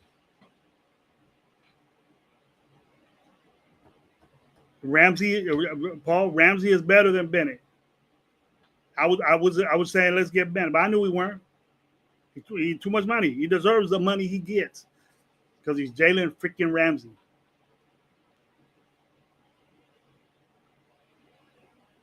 I don't think Jalen Ramsey's washed up. But we're at the point that we're saying, hey, I don't want it to be mid-season, bro. And we're over here saying, well, we should have did this. But I'm down. I told you who I'm down with. I'm down with JB, and I'm down with DCAM. That's what I'm down with. They're young. They tackle what everybody wants to do. And then they cover. They got thrown out there. We got a young corner that's big and that's more Pete Carroll stuff, but he has to roll with the experience. And Eric Stokes is not. He's experienced as a backup.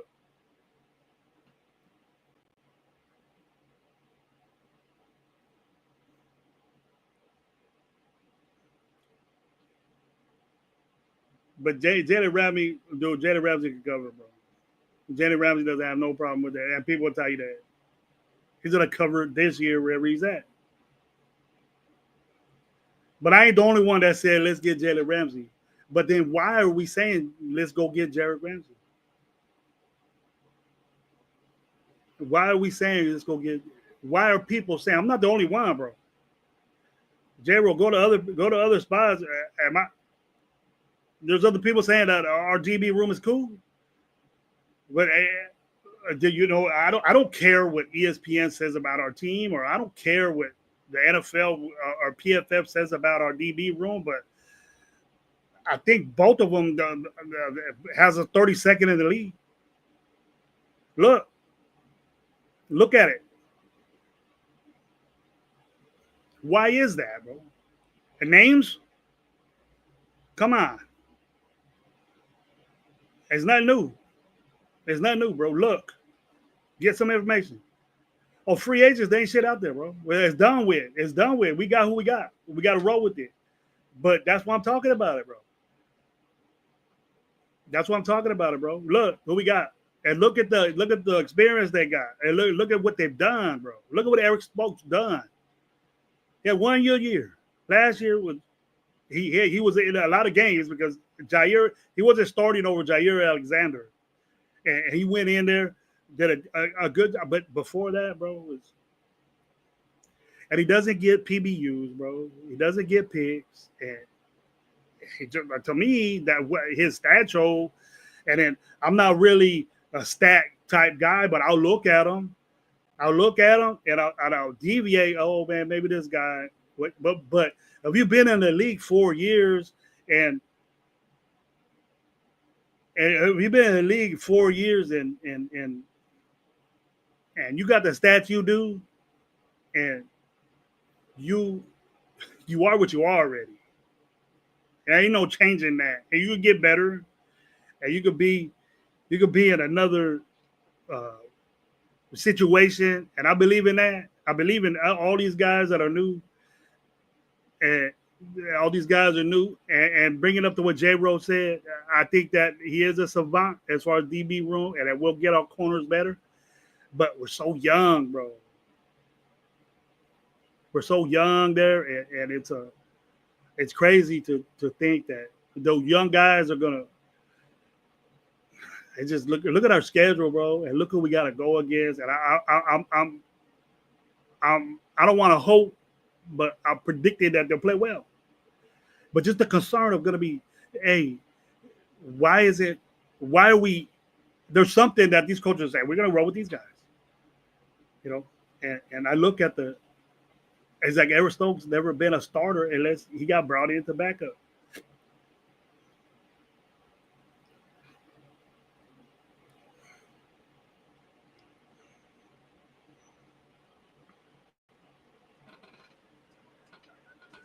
I'm giving up to JB. I'm giving up to DeCarry because those guys work and they showed me that they got it.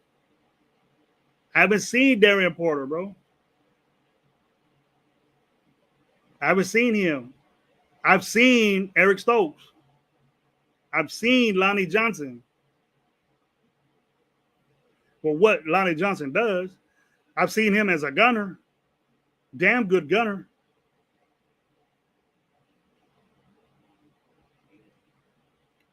Tell me different.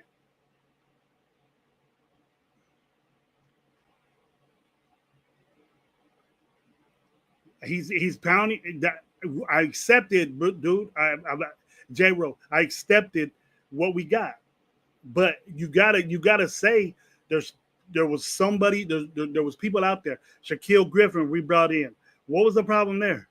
Shaquille Griffin has the experience and the stats to play corner for us right now and play more than the guys we have on the field, more than Stokes.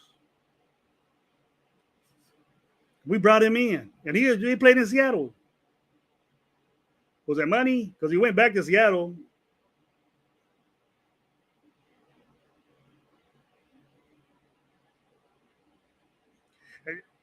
J-Ro, I'm sure he does, bro. That's why it's so weird to me being a corner guy. He sees something in these dudes, but I'm not. Just because Pete Carroll is a savant of the cornerback room doesn't mean that the way I feel about that cornerback room is different. Pete Carroll made that team. Gus Bradley was a defensive coordinator. It was Gus Bradley coverage that did that. Gus Bradley is responsible for calling that defense. Pete Carroll has other things to worry about. Pete Carroll's calling the defense. The corners are him.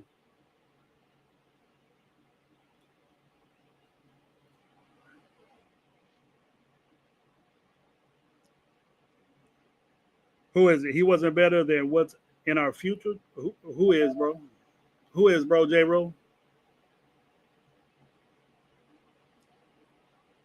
Paul? Fucking Lonnie Johnson fucking sucks, bro. If Lonnie Johnson's in the game, bro, well, you better watch out and be worried. Because you got a career special teamer fucking playing.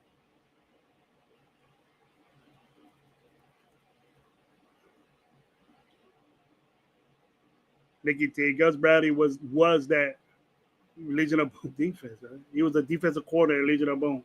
You not giving no love for that? Gus Bradley was a proprietor of that. Everybody knows that, bro. It might have been, hey, this guy is that, but he co-signed on a lot of shit. If Gus Bradley wasn't the defensive coordinator, then you think Pete Carroll would have did it by himself? No, Gus Bradley was a mastermind of that too. And he's known for his coverage. He's a zone guy. We had him. He played zone. We had a leading tackler, I believe, in the NFL when he was there. That Perryman kid. That's why he follows him around, bro. That's why these guys follow him around. That's why Ngakoue follows Gus Bradley around, because they produce when he's there.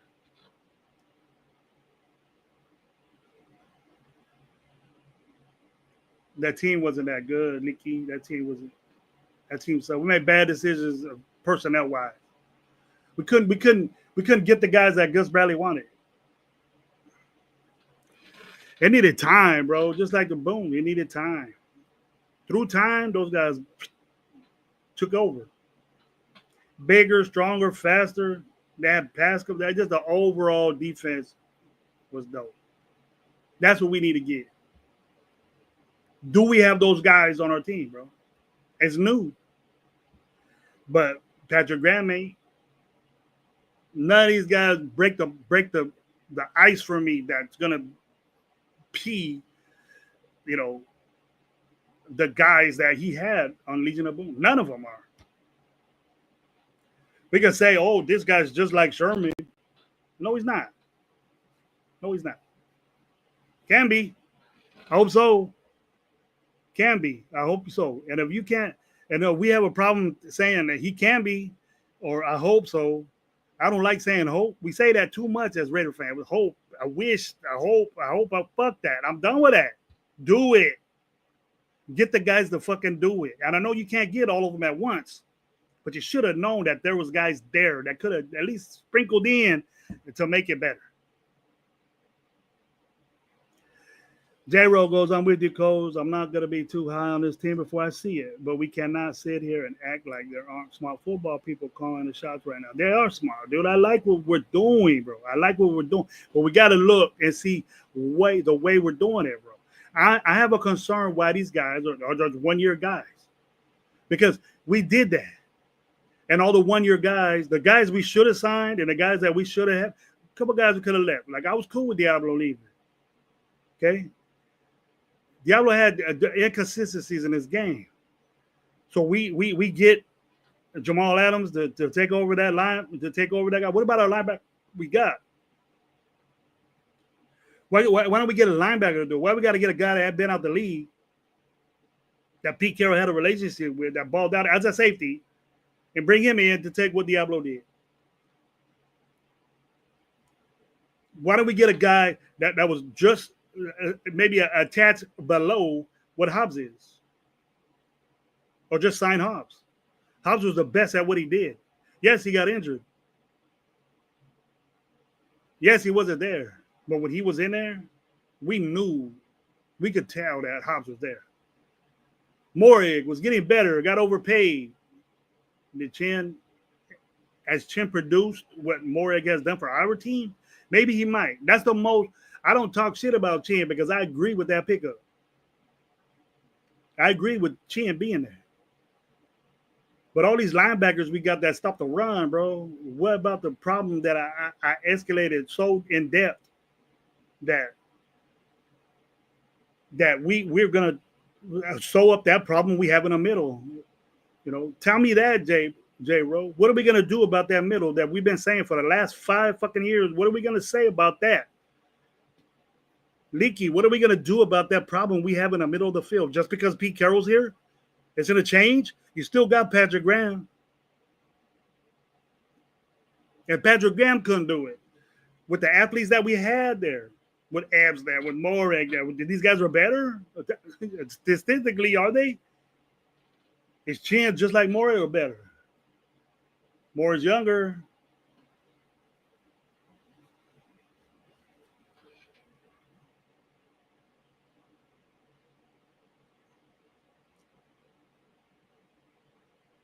He's not going to play this like so we're asking somebody to do something he's never done.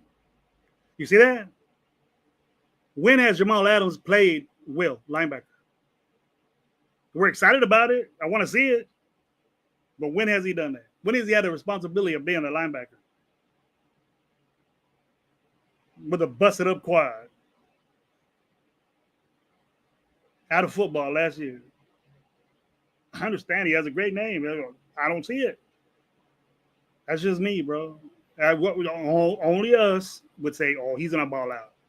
Only us. I'm skeptical about it, bro, because it's like bringing fucking Diablo back.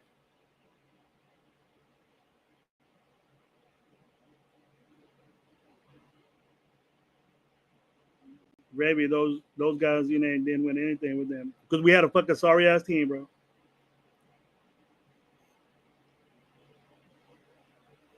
So you're telling me that Hobbs ain't balling out, that JB didn't ball out, DCam didn't ball out for what he was there for, and all these new guys, Lonnie Johnson and Eric Stokes, are gonna.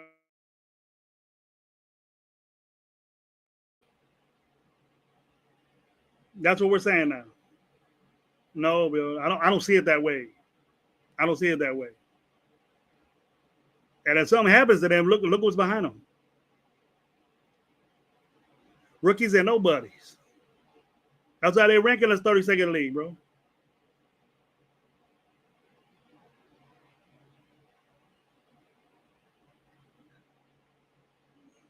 That's what you think, bro. But tell me where Chin was decorated as a cover guy.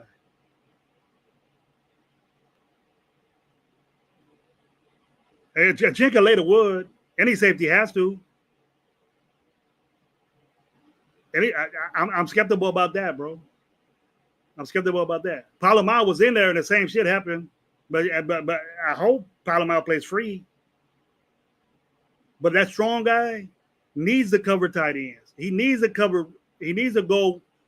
I don't expect him to go down and get running backs because they probably have too many yards, but I expect him to sew up that. But that was our problem, bro.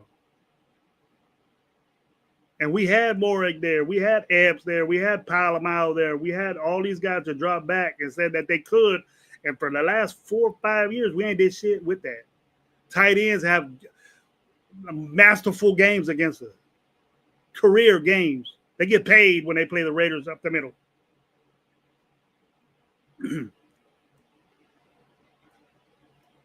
But all in all, bro, I hope Jeremy Chinn's great. I have a problem with Jeremy Chinn being there. I seen the dude. I don't have a problem. I'm rooting for him. So you're saying, what are you saying, Leaky?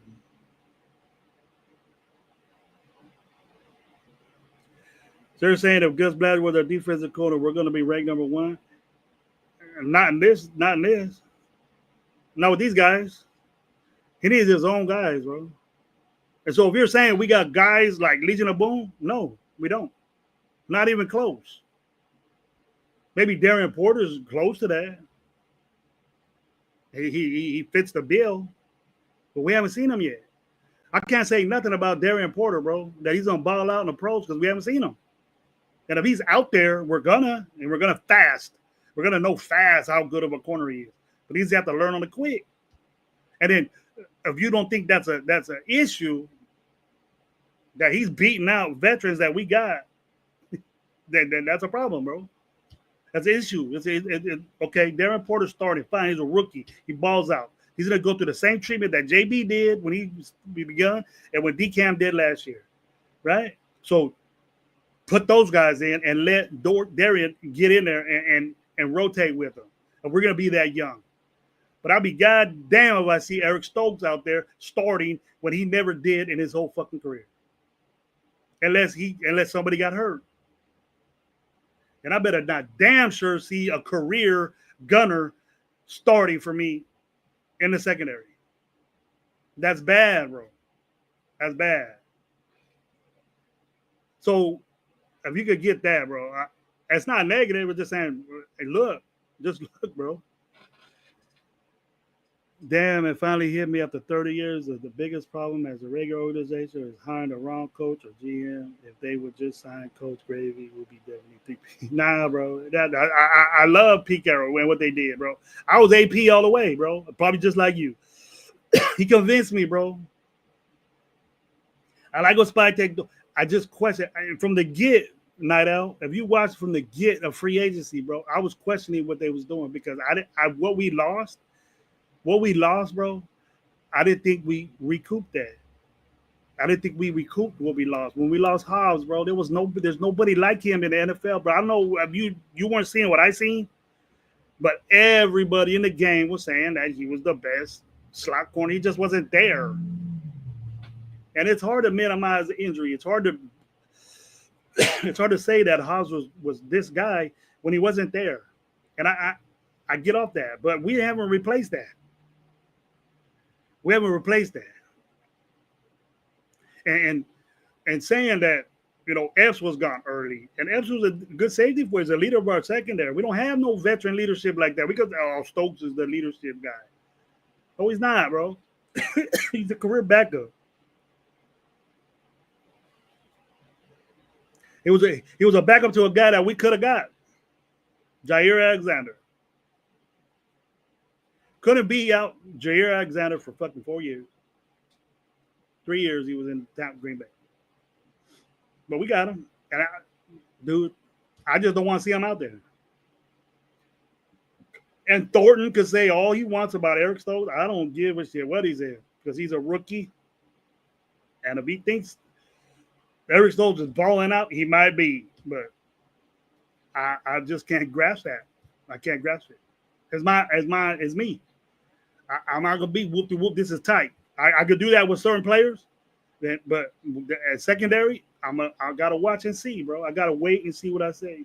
What happens, bro? Because I'm not happy with it. I'm not happy what we have out there, but I'm expecting them to play well. But I gotta say, I'm not gonna bullshit you saying, I'm not gonna bullshit you and say, yeah, they're doing balling, but And inside, I'm saying, nah, I'm not with this. I'm not gonna lie to you, bro.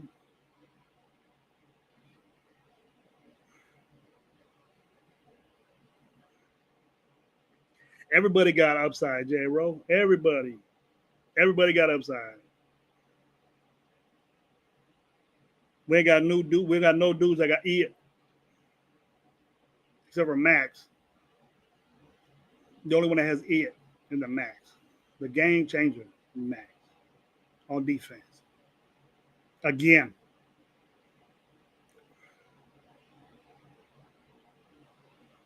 hate AP out the gate. I knew it was a huge mistake. I was digging what he was saying in the intern role. It sounded hella good. Convinced me. It took me a while, but he convinced me. But then went gone.